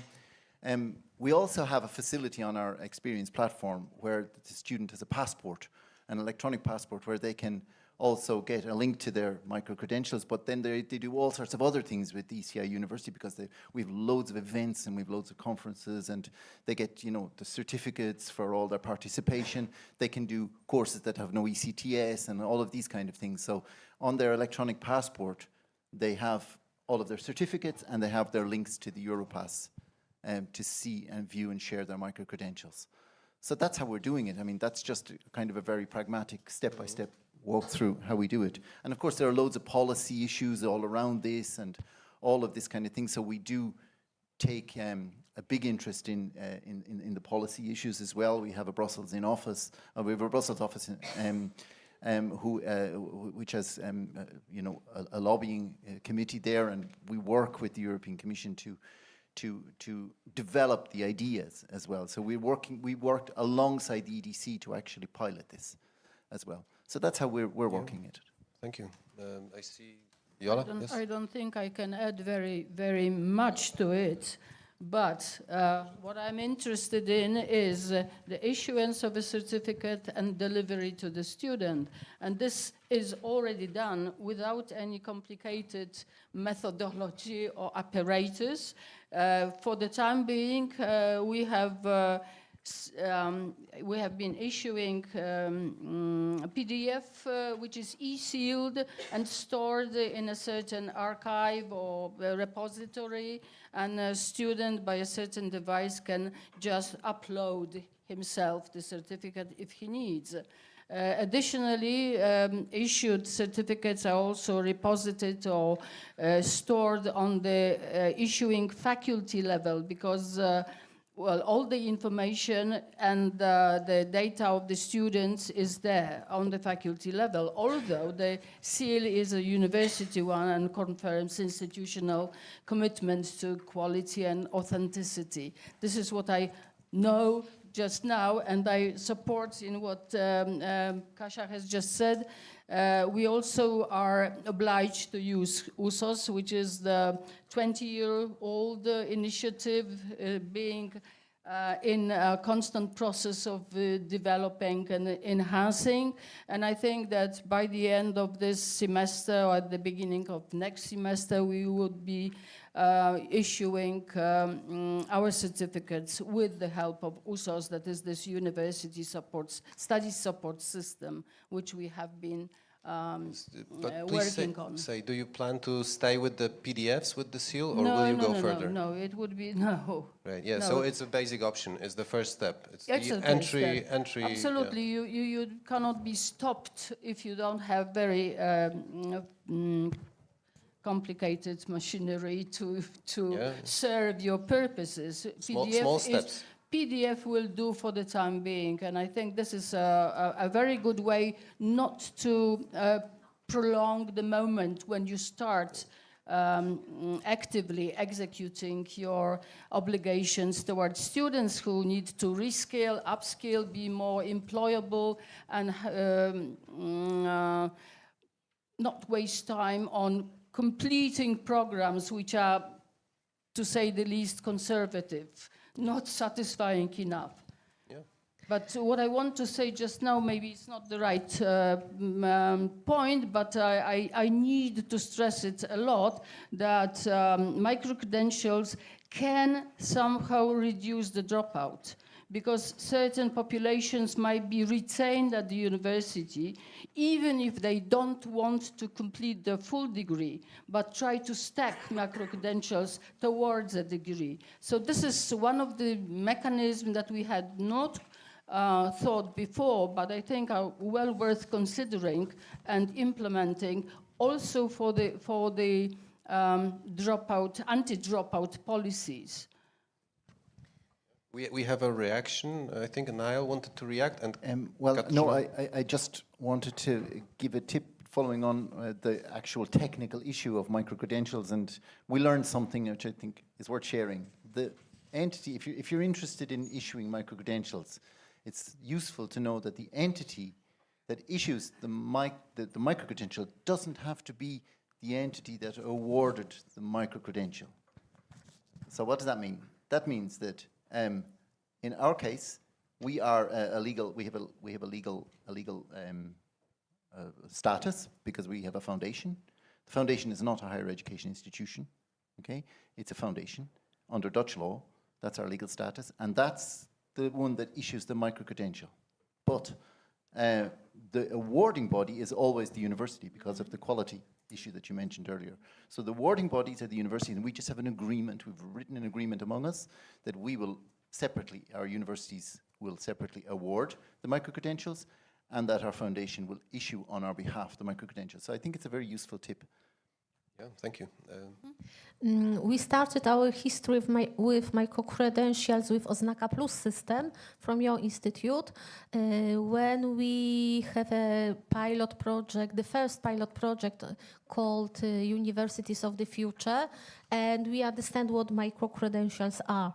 Now, in our alliance, we have one university with Europass system, so we decided to be the second one, and we gave our students such a micro-credentials just using this platform. And we think that our executive board of our alliance see that it's the best way to cooperate, because the first idea was to build our own system for micro-credentials. So you just said, just stop it, it's not a good idea. And remember, we have the vision that next year we'll have the European Union Digital Identity Wallet, and in each country we'll have our system. So it could be just think about it together, and it could be integrated, for example, with Europass. Yeah? So it's the way to think about it, not to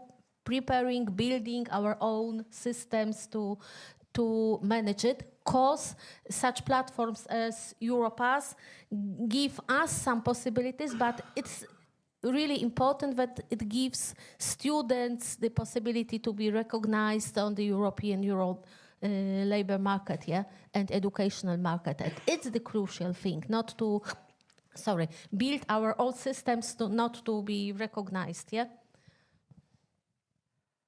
Yes, as the Lodz University of Technology, we are a part of ECAU, so we are following the same like Europass-based mechanisms. However, I would like to get back to the reason why we are, to get back to the question why this decision about the issuing mechanism platform is that important. Because by setting this platform, you are setting the new culture of lifelong learning at your university. This is the way your students will learn, will accumulate, and this is something about, the new way, the new culture of learning at the university. And we want them not only to, participate in different courses, but also to co-create, to accumulate some achievements, learning achievements, and to co-create their personal profile.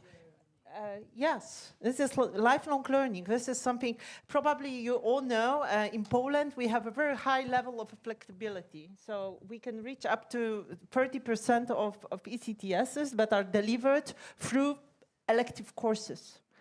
The problem is we don't use micro-credentials as elective courses. We usually, cover elective courses by the choice of different languages, choice of different sports students are practicing, but this is not the good way, okay? So by choosing the right platform, you are also setting up the new culture of the learning. New culture, because Kasia mentioned the learning wallet. This is also something we want our students to learn.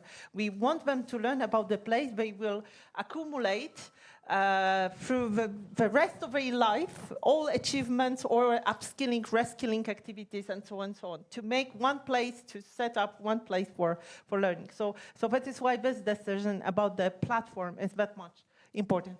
Yeah, just a comment about the plan. I think we are getting close to the part where we want to ask some questions from the audience. But before that, I see, Jola, you have something to say, and I wanted to ask one more question to Krzysztof, which is linked to what Dorota said. So, please.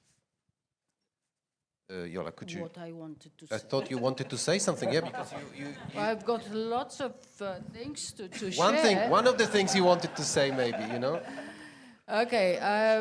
The thing that we have to remember is that micro-credentials are merely a vehicle to reach an ultimate objective, ultimate aim. And the university obligation is to, how to say it, is to create the culture of learning and also to embed in the university context all those possibilities that allow them to reach out for the ultimate objective. Not necessarily the full degree, let me repeat, because it's better to offer our students micro-credentials, stacked micro-credentials, than lose them at all.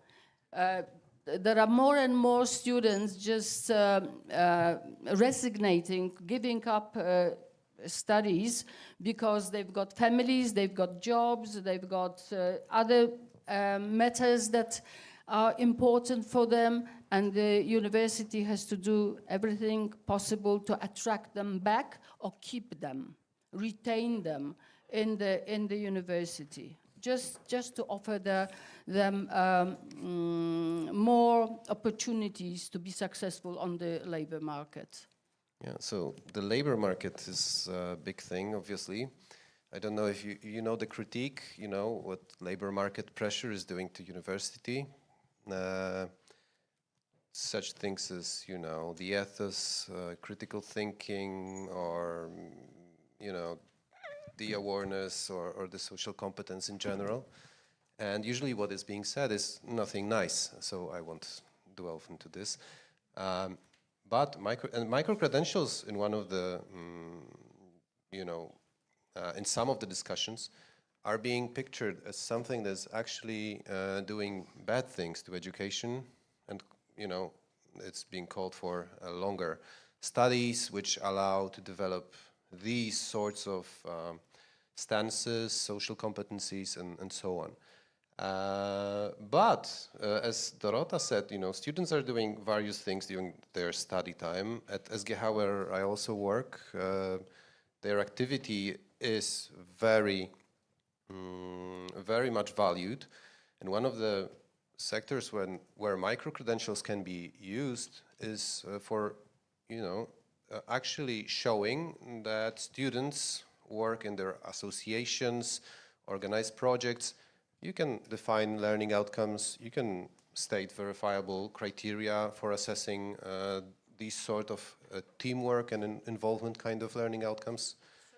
Social competence, yeah. So that's one thing. And the other is you look at a degree program and you have all the subjects, technical, humanistic, whatever they are. But none of them says anything about critical thinking, about knowing, the key dilemmas of the civilization we live in and the times and so on. Well, it depends on the higher education institution. That's in true, our yeah. case, which is a fully fledged university, we've got a very big offer of such courses which are offered as general electives, and they are put forward, they're proposed by faculties, sociology or psychology or law or otherwise, so students can benefit also from learning how to think critically, or how to analyze data, or how to emotionally react or not react. So that everything depends on them, but it's up to us to show them how to maneuver, how to navigate among such a large offer. And I think, in my opinion, micro-credentials are not necessarily the best tool to teach critical thinking, but you can focus on elements of critical thinking that are necessary to, do more practical skills along. So maybe we will critical have a analysis, disagreement in the data panel. analysis, fake news, fake information, etc. This adds up all in all in the skill or competence of critical thinking. Well, developing or making visible, these are two perspectives. I think in case of huge university which you're representing, there is a variety of discourses, but I wanted to point directly to Krzysztof, to share his vision. We talked about this before, so I know a little bit more than you do, but Krzysztof, the floor is yours. Yes, so I mentioned earlier that we work a lot with industry participants, so I can bring an example from my domain, which is building software systems. So in the traditional collaboration schema, we could invite someone from Ericsson to talk to the students about this is how Ericsson builds a software system that helps us to get 5G, for example, right? And then the students get the Ericsson version of how you build large and complex systems. However, if you flip it around from the critical thinking point of view, which requires, of course, building trust between industry and academia, then Ericsson can come with the architecture of that system and say, hey, this is how we build it. We know it's not perfect. Can you help us to maybe build it in a better way? And that not only gives students the incentive to actually work on something for real, it sparks creativity, it sometimes leads to innovation, into new ways of thinking. So they actually learn through looking at imperfect, because no industry is perfect in any way and shape or form, even though companies and industries like to present them as we are the world leading and everything. There's always something that can be done better. So especially for the engineering degrees, for technical universities, I think that's very important, where we can question the status quo and say, yes, Volvo Cars, you build beautiful cars, but this and that can be done better. and package that into a critical thinking micro-credential module. So I think I would like to bring that to the discussion. It requires building trust between industry and academia, because industry has to open up and actually admit that nothing is perfect. But students really enjoy looking at it and trying to improve it. Thank you. May I jump in? Just with one phrase. Just one, please. Because Krzysztof mentioned very important aspect. To make micro-credentials a reality on the daily basis, we should make them recognizable by employers. By co-creating micro-credentials with employers, with external stakeholders, we make them more recognizable. And this is a must to make it really, to make a space in the future for micro-credentials. Good point, thank you. I would but like... also with the students or doctoral candidates themselves, because they sometimes look for ways to develop their personality, not only the hard skills. Yes, Marcin is, slowly coming this way, but he just wanted to say that it's time for a final question from the audience, because I already announced it, I would really look bad if it didn't happen. I'm sorry, I'm afraid we're running out of time and we have to move this question time for the next time. You will make the summary shorter? Okay, well, I have the assurance from Director Katarzyna Aleksisz, she will cut short her summary session, so... I will cut mine as well, so can we have two? All right, any questions from the audience then? It's now or never. Raise your hand. Thank you. I see you. All right. Here we go, here we go, here we go. Please introduce yourself. Thank you so much for the interesting insights. Jose Camposano from Metropolia University of Applied Sciences in Helsinki and also representing Eureka University Alliance. I'm wondering how you're handling both the topics of joint degrees and micro-credentials at the same time, because as many other alliances, or essentially all alliances, we have to develop both. And a topic that has been quite contentious with our partners is about the target audiences. After many discussions, we kind of agreed or compromised that our micro-credentials will be targeted to everyone, meaning full-time degree students, but also lifelong learners. But the issue we're having is that if we see sort of degree students as the first target audience, it also makes it quite difficult to offer these to lifelong learners that will take them separately as a micro unit of studies. So if you could briefly share from your experiences, how have you handled this sort of conflict or tension about the target audiences for whom the micro-credentials are designed first, and how you integrate those into degree programs in a sustainable way that ensures the quality? Sorry.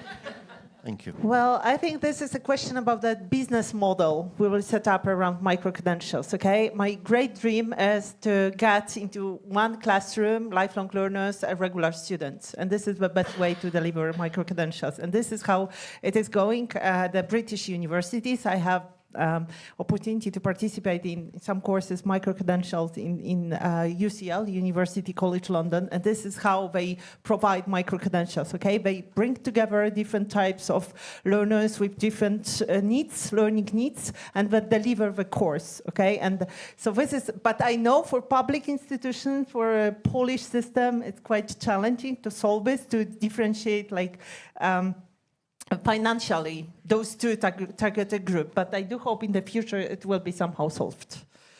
Thank you. Yeah. Well, it's time to amend our law on higher education. So maybe if we suggest the authors of the amendments to include some solutions towards this problem, it would be also a successful outcome. as you all see, I have to end this panel. Well, I'm in a good mood. How about one more, huh?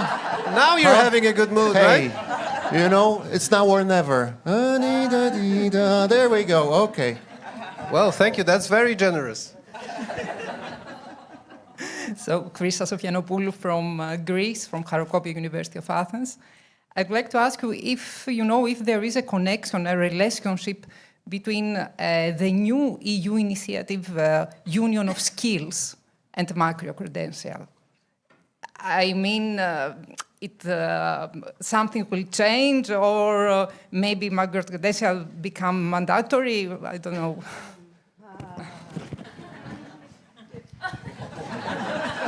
I'll take both.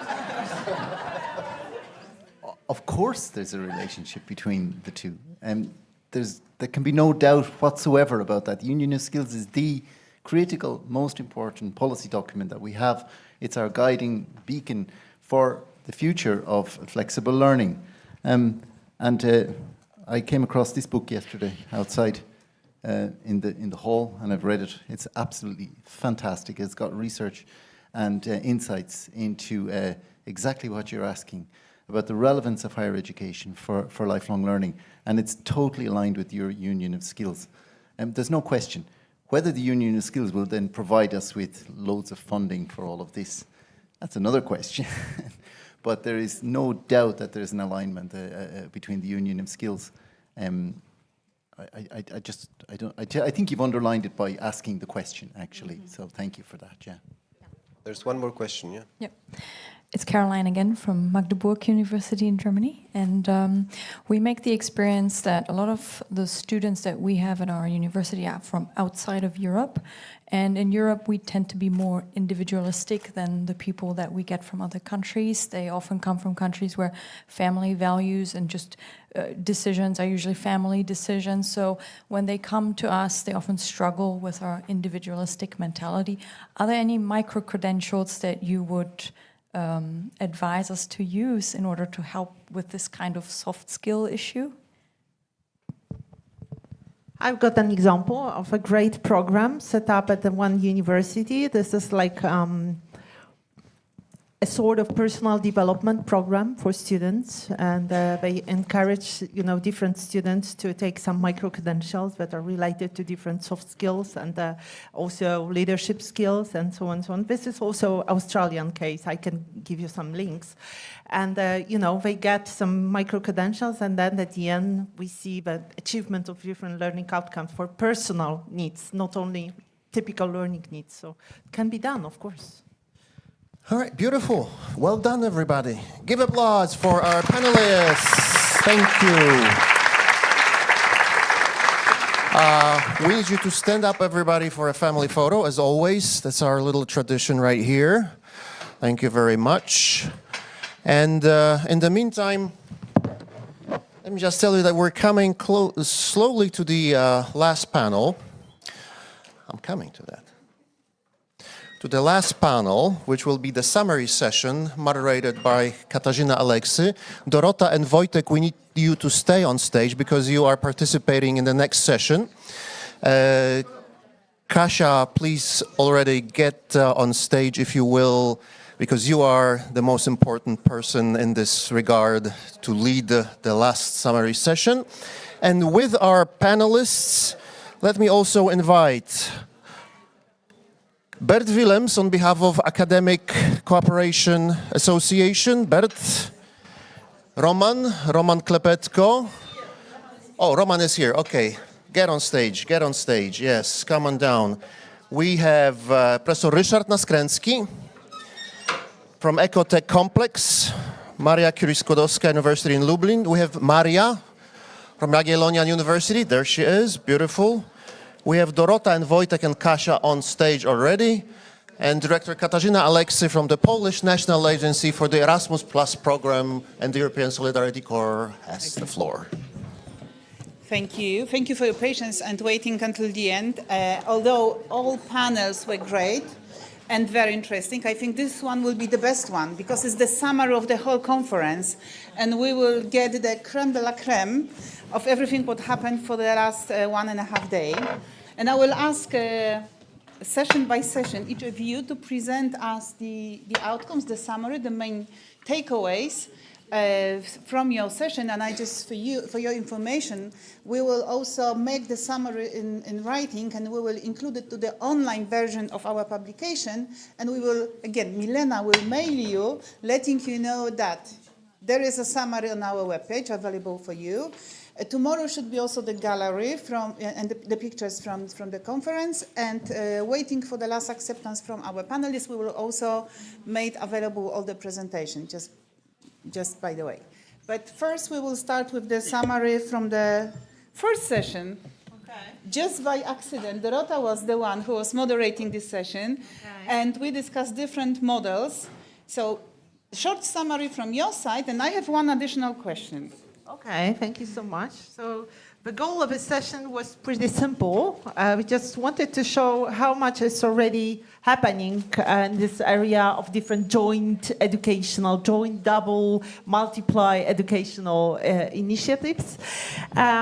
And of course, like my speakers, my experts showed very clearly that working together across, borders, across different countries brings a lot of value to the universities because students get a richer experience. Also, it is quite important, and this is something I learned yesterday, and it was make some evident for me that institutions grow together. And this is not only the case of alliances, but this is the case of every single partnership, like delivering, co-designing, anything together. And so joint programs and joint educational initiatives strengthen partnerships, but also support research activities. This is also that can be used to somehow make the partnership even stronger or wider.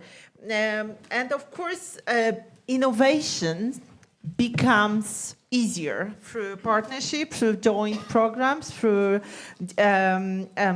usually different institutions experiment with new teaching methods, with new digital tools, and different program structures and different, educational formats. So this is also something that is quite important. As for the key takeaways from this session, number one, so first of all, we need to remember that Europe already has a rich and very diverse ecosystem of different educational initiatives, joint degrees, joint programs, double programs, and so on.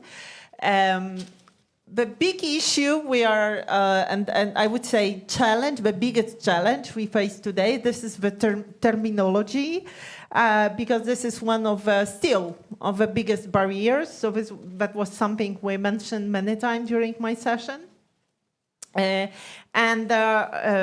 Also the same challenges appear every day. And of course, the challenges we discovered, we identified through our initiative, they of course match the pilot project findings, but this is something we can already solve, because many of my panelists mentioned that they already have some ideas how to solve them. So this is quite important, and motivated staff. That was also something that was mentioned by my expert as an essential part of joint educational initiatives. Of course, Europe should continue to support the different models, but of course not push institutions into one single structure. As far as we saw yesterday, existing initiatives are so valuable and for sure must be maintained and supported in the future. So this is something that we discovered. It was quite, as I said, yesterday that was a big challenge for me to start to run the starting discussion about the joint initiatives and different educational activities of our universities. But I do believe that European degree, the hot topic of our today's discussion, will grow naturally from what already works, and of course will not replace all those great initiatives that are happening right now in Europe. Thank you, Dorota. I will come back with this question after the first round. No problem. We do not have Irina with us. She has to run, but she nominated Bernd to give us the summary from the session about the Erasmus Mundus models. Is it still sexy?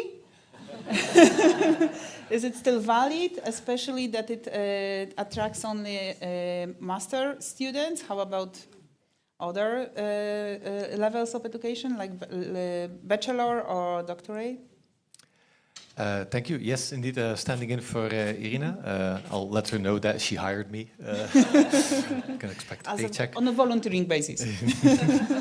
Thank you. So maybe just first to summarize briefly, 3 elements from the panel that sprung out, and then 3 recommendations that we want to repeat to the group.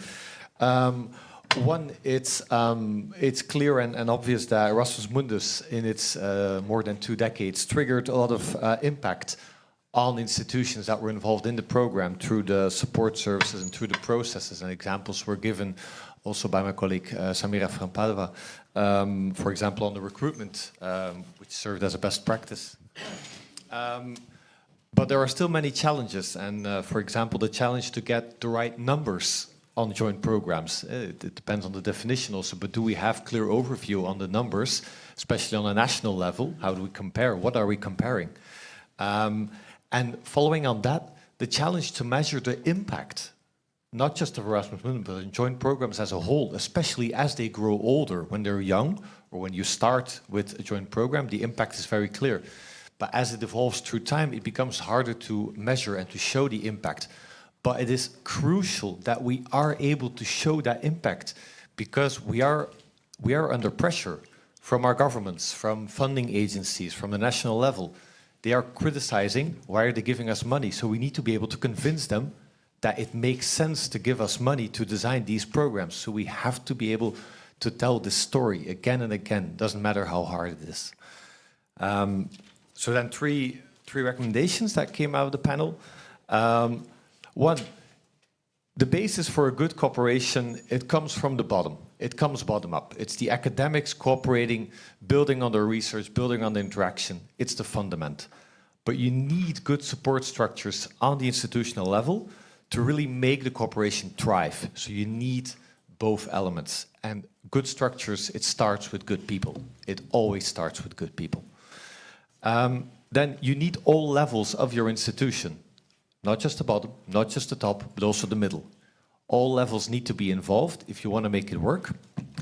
And we need to find better ways to recognize the effort that is put into these programs by all staff categories of our institutions. Teaching staff, professors, supporting staff, admin staff, tech staff, everybody. We need to make that more visible. And it is something that we should also take into account when designing the future, for example, the future Erasmus Plus program. How can we validate, to whatever extent, the effort that is put into these programs? So yes, I think Erasmus Mundus is still very sexy, to come back to the question. And it has served in its 21 years, so still a very young lady, to inspire already joint programs on all other levels, from bachelor's to micro-credentials. Thank you very much. And yes, I believe it's still a base, will be a base for the European degree, of course. The next session was moderated by Professor Patrycja Matusz. She had to run, and she's a little bit sick, but she sent me a few remarks that will be extended in our written summary, but please let me read the summary prepared by Professor Matusz. Of course, in a written form like that, it's kind of not giving the whole picture of the session. Please excuse us. There is still need to communicate differences between label and European degree. You specialists, you professionals, you understand the difference, but the whole academic world, not always. For this, European Commission is organizing European Degree Forum. I don't know if you know, last week there was a European Degree Forum in Florence. I know that some of you were already there, we met there. However, if you could not attend, there is a video recording on the webpage of the event, and if you are interested, you can, interested in that topic, you can follow it. Then the third thesis is European Degree Lab is working for the plan for the implementation of the label. So from the strategical, from the kind of political point of view, there will be shift to the more practical level to work on the solutions. And it will be ready in the beginning of the next year. Let's keep our fingers crossed for that. label should be recognition of quality of European values and cooperation, and we should use existing models such as Erasmus Mundus to work on joint programs, and establish networks should be built on trust and shared experience, and should help to work on new programs. That's the very short summary, but still. And the next, yesterday in the evening, we have the country sessions. We will not make summary out of this, but today, we started in the morning with 2 simultaneous parallel sessions. With the first one, that was about the administrative, it's not the first, it's one of them. Administrative and legal challenges in the implementation of joint and double programs. And we have Maria Niewiara from Jagiellonian University here with us. So could you please give us a summary and a commendation from the session? Sure. Hello once again.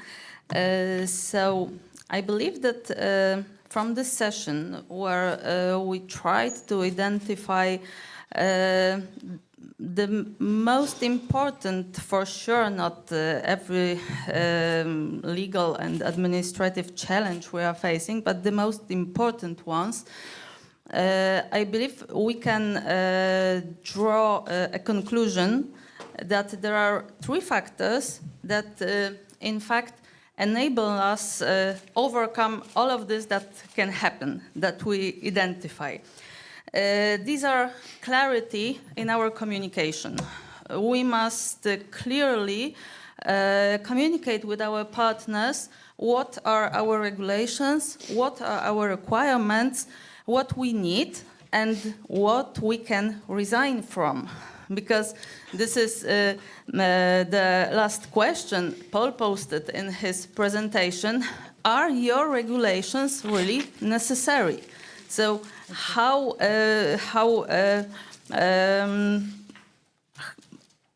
are you able to give up something to cooperate? Another factor is shared responsibility. Building joint programs, double programs, whatever structure we will give to them, means we are all responsible for these programs.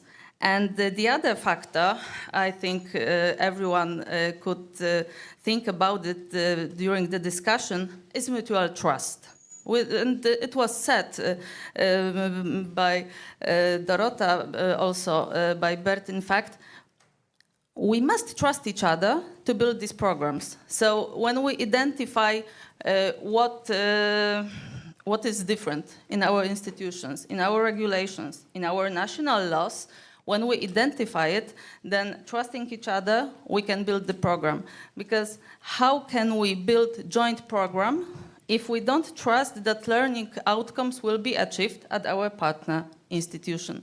So these factors, in fact, determine overcoming the identified legal and administrative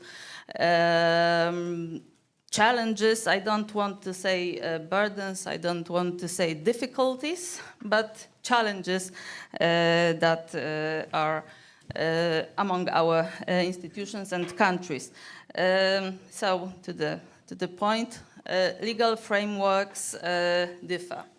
Admission systems diverge, reporting obligations multiply, and I think that it refers to all of our institutions about the report obligations. Yet these differences should not, and I hope will not, weaken our cooperation and our thrive to cooperation. So I won't address these particular challenges we identified, we discussed. I think this general summary should be enough. Thank you. Thank you, Maria, very much. I understand totally the administrative staff. As I used to repeat that national agencies are just administrative staff. So we share the same headaches that you share. Yeah. And in Florence last week, there was also a statement by a student, and the student asked, how come that the European Union come to conclusion and to agreement when it comes to Schengen and crossing the borders with so different legislative systems, challenges, and the safety, security issues, and it's a problematic to agree on one system that could allow all universities to issue one diploma, one certificate, one qualification. Good point, by the way. Okay, Professor Ryszard Naskręcki, you are the moderator of a, I don't know, specific, narrow topic like joint doctorates, or it's more popular than the joint study programs? According our discussion, according our discussion, it should be not specific, because we start from with the statement that doctoral education is a crucial, important for Europe. We see from many rankings that looking for the rankings concerning innovation, innovative business, and so on, Europe is very far behind US, South Korea, China, Japan, and so on. So it is absolutely important to say that for Europe, really very high level of doctoral education has really crucial importance. So we started our discussion with some definition. What we understand, how we understand double doctorate versus joint doctorate, because for many people, not only for professors, but also for the rectors, for the directors, it is not clear. Yeah? And it was really different point of view, because we had a panelists, from the point of view, the French Ministry of Higher Education and Research, but also prominent professor and young researcher and so on. So we started from this point. Then it was excellent two cases, because two of our panelists, they have in their CV double or joint degree. How it was important for this person personally, how it changed the life and future and so on. And then was a very interesting question. We discussed about how I can say optimal supervision model. Yeah, how to select the proper supervisors for such project. We have two possibilities. Yeah, first one, it is a top-down. So the two rectors said, okay, we want to do common PhD, and they will find some professors. And then we have another model, a down-up. The two individual professors said, okay, we have some idea to develop some research, so we should try to cooperate. Because also we mentioned very important statement that it is one point which is completely different with the PhD education, with doctorate education compared to the bachelor and master. During PhD education, the most important is research. This is a crucial difference. Yeah? So it is not a question of program, it's not a question of how many ECTS points or some another credits we should find, that we should create common platform for research. And it is also important. And having this question, we discuss, for example, how to create, the system for the fitting of the supervisors. Yeah, it is not easy task to say about this. Then our discussion changed, and we discussed about some, I can say, legal issue around diploma recognition. It is also an important point, because what we really said, that this legal framework, it is absolutely, how I can say, beginning of gain, to gain, this kind of cooperation. Having this question, then we discuss for the question, would any European regulation be necessary? And it was absolutely interesting, the answers, because it was different. Yeah, different answer is from the professor point of view, and different answer is from the high level of administrator from the Ministry of Research and Higher Education. So it was also a very nice discussion about popularity of dual and joint doctorates. What I see, even looking for me, In the period 2000-2010, 60, 70, 80% of my PhD students, they did double degree with a French institution. From 2012, how many? 0. My cooperation with French institutions never stopped. It is not a question of my contact as a supervisor. It is a question that I don't have any candidates for double degree. Why? It is important. We couldn't find any answer why the situation is like this. Yeah? First decade, 60, 70%. Most of these PhD students now are prominent professors in many, academic institutions in Europe. And then absolutely zero. So it was a discussion about this, how I can say, popularity and non-popularity of this common doctorate. And of course, it was a lot of discussion concerning this, how I can say, a European support and so on and so on. We started from the point, it was mentioned yesterday, that France in 1994 started, this project which give the possibility to perform such two possibilities like co-titel and co-direction. Yeah, and it was a good example to discuss why this co-titel, it was much more difficult, why this co-direction was much easy, but also how we can develop this idea from 1994. I used this, I don't know, 6, 7, 8 times, for my scientific life. So we have some good examples. We have some possibility to show what we really expect, for the system of joint doctorates or double or joint doctorates. But we couldn't find during this 1 hour discussion some advices. What we should do. Yeah, even when we look, for this, how I can say, support from the level of a European Commission. Of course, we can say, okay, European Commission can create some, I don't know, grant system which will support, the professor which want to perform this kind of PhD, and it should accelerate. But only it should. We do not have any guarantee. Finally, we said that we need very high level doctoral education in Europe, because we need, and in this area, we need also some homogenization. This is absolutely clear what we discuss. Thank you, Professor. It just inspired me to think about a topic that we have not touched with this conference. I mean, we are living in a kind of bubble because we are professionals in this field, we are specialized, we are interested, and we know more or less, but we know about it. But how to promote dual or joint or double programs at all level of education, I mean, bachelor, master, and doctorate, to show the advantage, to show the profits, to show the longer perspective of doing it at 2 or more universities. I never seen any session on that topic, right? Just one answer. We couldn't find answer how we should promote. Mm. We found the answer that we should promote. Thank you, Professor.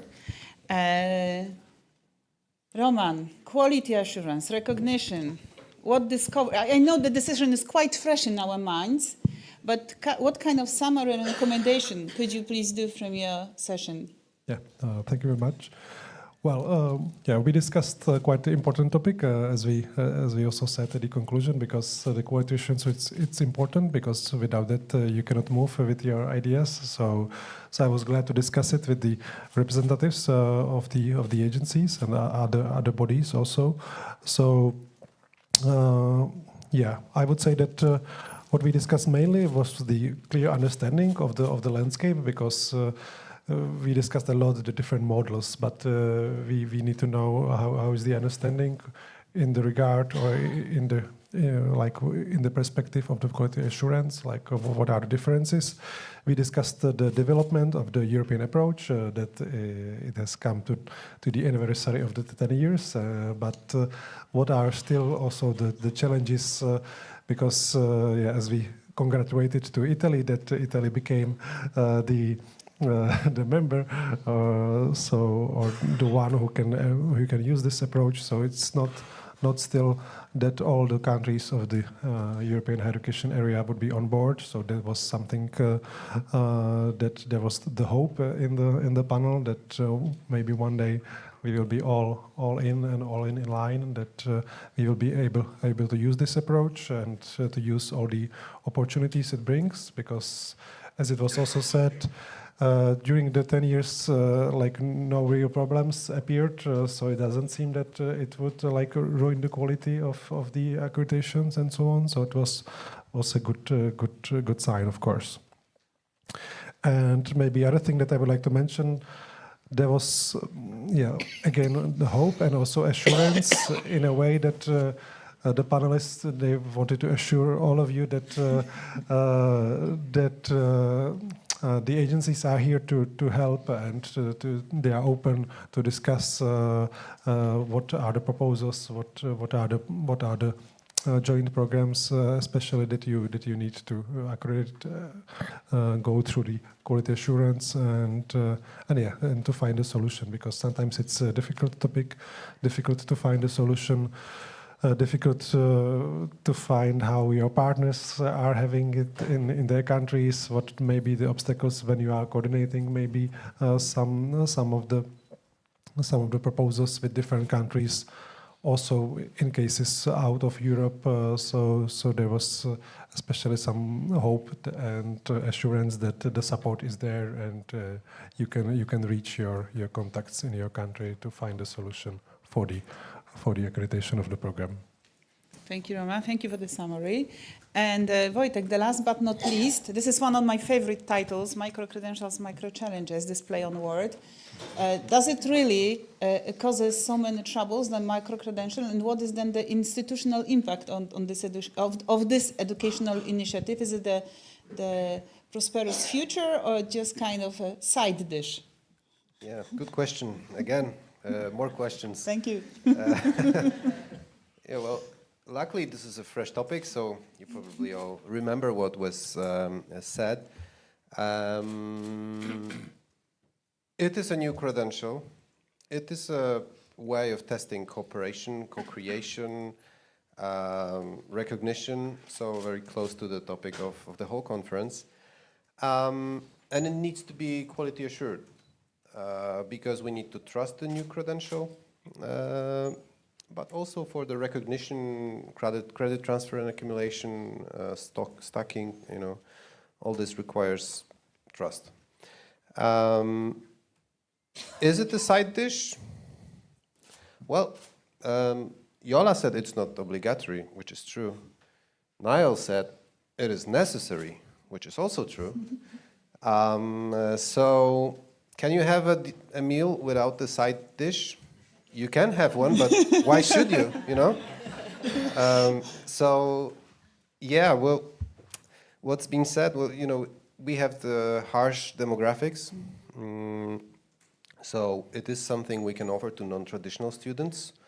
It is something which helps us could help us limit the dropout rates. And it is something that can be used to foster cooperation with universities, with industry. All of these things, I think, may be seen as crucial for survival sometimes even, not just development, but sometimes, this is what I hear in also other places. It is really harsh. To your question, what was said in the panel is that this is not such a complicated thing. It doesn't mean it is easy. There is lots of those difficulties, institutional, a bit of unknown in the regulatory part at least. but the setup itself is quite simple. So we have a lot of cues. We have the micro-credentials recommendation, which tells us what should be the content of this credential. We have the European learning model, which tells us what data needs to be transferred for it to be interoperable, what we can use also. We have the Europass platform. So a lot of things is out there. We need to connect the dots. We can start small. A PDF with the e-seal is a good start. It's better to have a shitty first draft than not doing anything at all, you know? That's the approach. I mean, you can start small and build up from there. So it's not really difficult. But one thing I think was stressed during the panel, we really need a clear framework. We have one on the European level, but actors, at least in Poland, but I guess in other countries as well, really have this need, which needs to be served, and that's not just maybe the legal act or whatever else framework is there, but also communication. And the communication needs to go not just to universities, but to the whole society, because recognition is happening also on the labor market in this different meaning, though. Yeah, and finally, micro-credentials can be used for various skills, not just knowledge, not just skills of solving some problem, using some technology, and so on, but also for social competencies. And there's a really wide variety of it. So starting from micro-credentials after a course, elective or whatever, one that is built up from various courses, one that is awarded for other activities, and it is worth stressing, micro-credentials can or even should be awarded for recognition of prior learning. So this is the opening up that we can actually do and draw students with non-traditional students with work experience or with social civic activities, even outside universities, and we can actually value that, but draw in. And so this is also part of the role of the university, which micro-credentials can help play. And yeah, and I think that's more or less what we talked about, and I hope it also answered your questions. Again, great thank you for the additional 5 minutes for questions. I think everyone here would like some more, but we can talk afterwards, I think. Thank you. I will take this 5 minutes from your next question in this panel, don't worry. The balance in the nature will be kept. You use this word connecting the dots, and it's very popular, as we know. And I think we are in the process of connecting the dots. The issue is that somebody on our picture with the drawing, when we're connecting the dots, it's putting additional dots in the meanwhile. And that's the challenge, because without that, we probably would be finished the drawing. Right? EU ID, the wallet. Yeah. But of course, it's very important, as it was also additionally, I will supplement during the panel, the Union of Skills, a huge document with many promises inside, many challenges inside, like Dorota's dream about having learners from all educational levels on the lifelong learning process. So micro-credentials could also contribute to the development of the skills, competence, and more innovative European citizens. That's true. Dorota, I promise you to have a special question for you. Let's imagine you are the president of the European Commission, or even of the whole Europe. And I know that you discussed the diversity of models is the great, everybody will take the best one. But if you could design a huge, complex, maybe simple, universal model of such a program, what characteristic it would be? What would be then their inside? You can use the ChatGPT or any other AI tool. I've got all of them in my mind. Yeah, very tricky question, I would say. And I would like Jan Mael to be here in my place. Well, I think what we really need is a sort of flexibility, and I would like to set up a system that allows an easy access to the education and making university simply a place of useful learning for all. Okay, and this is a missing link. At least at my university, we are so much focused on delivering courses, delivering different, degree programs. And the issue is how to make the university a place useful for everyone, useful and open to everyone. And this is about connecting dots, okay? Micro-credentials, degrees, legal status, PhDs, about different learning needs, but should be somehow covered by the university. So being on the place of Jan Mael of European Commission, I would maybe somehow set up some, supporting measures, supporting mechanisms for universities to make them more flexible, to make them more open, to get them inspired about how to make it happen. Because in many European documents we can read, universities must be more useful, more open to different learners. But we have no idea how to do it, okay? And so I think there is something that could be delivered and at least somehow supported by European Commission, like, integrating and collecting different ideas. During my session, I've learned so much yesterday about, different tips, different ideas for the future. So I think the answer is already there. We just need to find a way to discover, the mechanisms that we really make our universities useful and not afraid about, external providers of different educational system and so on, because this is the future of European universities. It is not about replacing universities. It is not about replacing, different joint degrees, Erasmus Mundus. It is about creating new opportunities for new learners, for new learning needs. Thank you, Dorota. We like labels. We label people with some characteristics.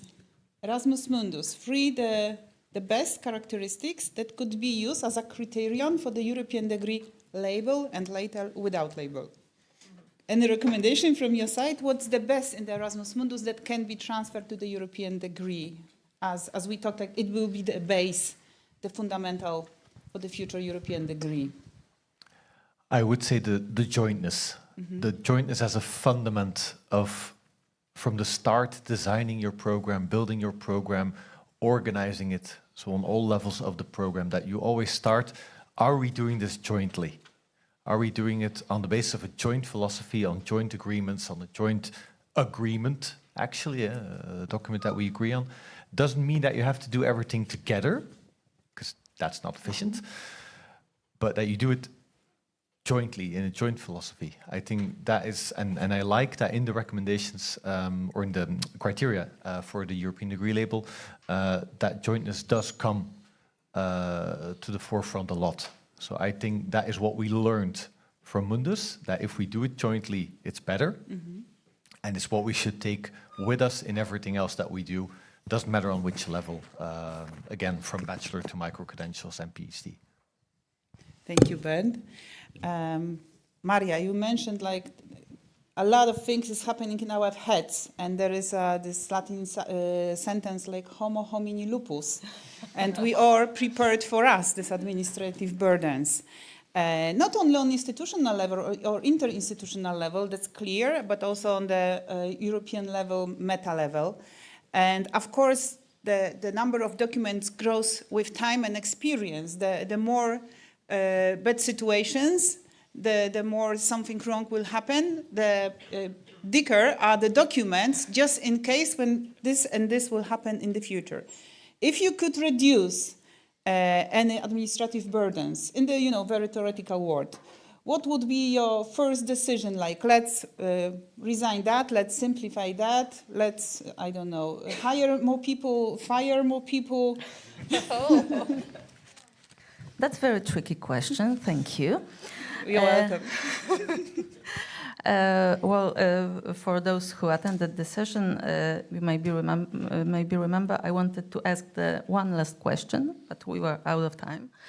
And that was, believe me, if you could identify one challenge, legal, administrative, related to it, that you constantly identify in any cooperation you undertake, what would that be and how would you like to overcome it? Yeah, that was the question I wanted to ask. I think all of us think about it, but if I could do it, I would instantly authorize, I don't know if we are talking about Polish field, generally European field, but I would authorize all our institutions to issue these joint diplomas with joint degree, understood as this joint qualification. Because this is what we constantly discuss. What do we, and it was mentioned in the previous sessions, what do we understand as joint degree? What is in fact joint qualification? Is joint diploma a joint degree? This should be simplified once for this one time understood, I think so, and applied. Even if at the beginning maybe we or institutions awarding their degrees wouldn't be very happy with this. We love our degrees. We, countries which and the institutions which are allowed to award the degrees are proud of their degrees, right? But to enable our institutions to move toward real jointness, like Bert has just said, we should really be able to issue these joint diplomas with joint degrees without thinking, is it joint? Is it double? Like like the professor said about doctorates. Would it be double? Maybe dual, or maybe joint? How to define it? Multiple. Oh, that's the best one. So that would be the first decision I would make. Perfect, thank you. I will keep my fingers crossed that you once will be able to make such a decision, to make our life easier. Can I add one? Because I love the question, and I fully agree with Maria, but if I could choose, I would immediately remove the national implementation of things that we agreed on the European level, because there's always tiny differences that cause huge problems, from Erasmus Plus to visa regulations. We agree on a European level, and then we implement it slightly differently, and we have to deal with the fallout. That has to go. It has to go. Thank you, Bert. Since you said word reduction, Professor, what would you reduce to make joint double, multiple, dual doctorates easier, accessible, more understandable for the candidates?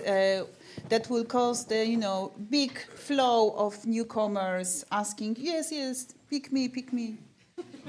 Okay, so first, maybe I will say like this, that science doesn't know that we create some borders. Yeah, physics doesn't know that we, the Polish physics, German physics, Italian physics, exactly the same is for any discipline. These borders we created. Yeah, so when we have a very good PhD candidate, we should open for him or for her absolutely the best conditions, without any borders. Without any borders. Yeah? This kind of thinking. So, in my opinion, the most important point for European Commission should be the much stronger promotion concerning the PhD without barriers. This is the crucial point. We do not have in Europe so many candidates for PhD study. So we should open for them absolutely the best conditions, the best promotion. And in my opinion, double or joint PhD, it is one of the most important way. So strong promotion and strong support. It should be. Yeah? This is absolutely the crucial point at the moment. the second, we see how change reality about us during last few months. Yeah? You know, in artificial intelligence, I am working in this subject now from some medical point of view. Some tools change every month. We have today some new tool which not exist 3 weeks ago. Yeah? And can we imagine that we are able to find PhD candidates and send him or her, okay, stay in this building for 4 years because we will offer you everything what we have the best. What means the best? Yeah? So in my opinion, you know, the PhD education for Europe, it is absolutely the highest importance now. As I said, for many rankings, looking for the innovative business, we are absolutely far away compared to US. Not only compared to US, compared to China. Compared to China. Of course, when we believe that candidates for PhD study in Europe, we will import from Bangladesh and so on, of course we can do it. But we should also think about the young people from Europe. Yeah? Yesterday evening, I read some article concerning, brain drain, from Europe to US. Thousand young people which emigrate already on the level of PhD.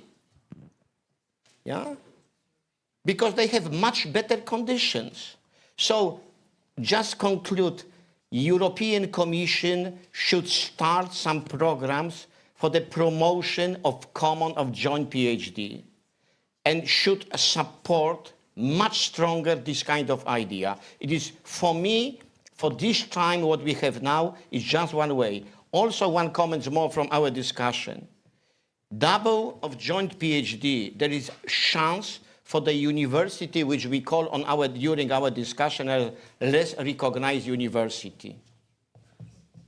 Less recognized university in Poland than most of our universities. So Poland as a country should especially press European Commission for this kind of idea. Can I only shortly refer? Professor Naskręcki said about what can we offer to doctoral candidates, this 4 years in one building. And now let's imagine a student who graduates from joint program, who had the possibility to transfer from one institution to another, to work in labs, the best labs in Europe perhaps. And now, what do we offer him? 4 years in one building, particularly here in Poland, if we are referring to the Polish situations. So yeah, that's the point. Yeah, I also agree with what you said. However, I've a few things in my mind. First is mentioned already, union of skills and encouragement for the competitive Europe, right? Campaign Choose Europe as additional to study in Europe. But actually, behind the campaign, I don't know if there are some practical solutions. For example, so part of the doctorate career is in Erasmus, part is Horizon Europe. Then we will have this competitiveness fund. So it looks like there are too many options, not one simplified, in order to help really to make life easier for the really skilled researchers, scientists, young people who would like to make the progress in Europe. So some steps are already taken. However, maybe too many places and not one consolidated way of thinking. I mentioned Schengen as a one system allowing to cross the border to the European Union. Is there? I know that you are not maybe specialists in the quality assurance, Roman, and I know you have so many other skills and competences and knowledge. However, do you think, also on your personal basis, do you think there is possible to have one qualification framework, recognition system in Europe, so even a Polish university could go to great office with the residents, with the building in Prague, and say, hey, here is my program, recognize it? Well, it's a difficult question, but I believe once we would delete off all the obstacles and all such barriers that we are having, of course, that we be like the Schengen and we will be able to do that. And actually, you mentioned if Dorota would be the president of the Union or the Commission. So at least we had this President Macron who proposed that we are having the European campus, let's say. So if we are going towards this idea, of course, it was the idea when he was proposing the idea of the European University Alliances and how we should be interconnected. So let's see, there are some of these steps as the alliances are, as the European joint degree is, and so on, so on. So I believe that if we still continue towards the European university campus, that we still keep our, the beautiful buildings of our universities with the long heritage, but then that we cooperate very, very well, let's say, in the Europe. So I think that's maybe the future if we go still towards this idea of the European University Campus. Yeah. Thank you, Roman. Wojciech, I told you the balance in the world is kept. Marcin just is showing me time is run. So, but very short answer for you. Short question from me and short answer from your side. Could you please imagine in the future the world without any programs, any studies, and this bachelor's, master's, whatever, only micro-credentials? Yeah, sure. Thank you. Yeah, but I didn't know the question, but I had the answer. My answer is like this. You can imagine a university, for example, as an institution that is actually constructing a macro credential without any limitations, hard limitations, like you have to have a program. This kind of limitations. So I get the student, he comes with all he has, I look at it, I look at the qualifications framework on level 6 or 7 or whatever is relevant there, and I analyze what he has and I tell him, well, you could fill here and here, and you could come up with this. Or think about a florist, right? Mm-hmm. You come with the flowers, I look at it, I'm good at it, I'm not really, but... And I say, well, you can make a nice bouquet out of these flowers. And that's the vision of a world where there's no degrees, but there is this trust that there's someone who can actually put this in a meaningful bouquet, so to keep this metaphor. So that would be my answer, thank you. Beautiful, no. We need the microphone for the streaming. The answer is in the definition of quality, fitness for purpose. Mm-hmm. So the only thing you have to do is to define your purpose and then look for any solution that the institution, the world, whoever might offer. Okay, thank you very much. Since Milena is just sending you the final messages, thanking you for the participation with the certificates of attendance, it's time to say goodbye. And as I do not like long speeches for the welcome and for the farewell, please just let me, the main takeaways from this conference. I hope that we managed to offer you the highest quality of the conference when it comes to program. Interesting and ambitious agenda, and creme de la creme when it comes to the panelists sitting all over here. And thank you for being with us. Thank you, Lodz University of Technology, for being, again, the center of joint and double programs in Europe. The gallery will be, I'm sorry. The gallery will be updated on our webpage. The presentations will be there. Certificates are also running right up to you. The summary will be also ready for you. Thank you very much. Have a safe trip back. And spread the word news about joint and double programs in Europe. And do the promotion of this initiative. Thank you. Thank you.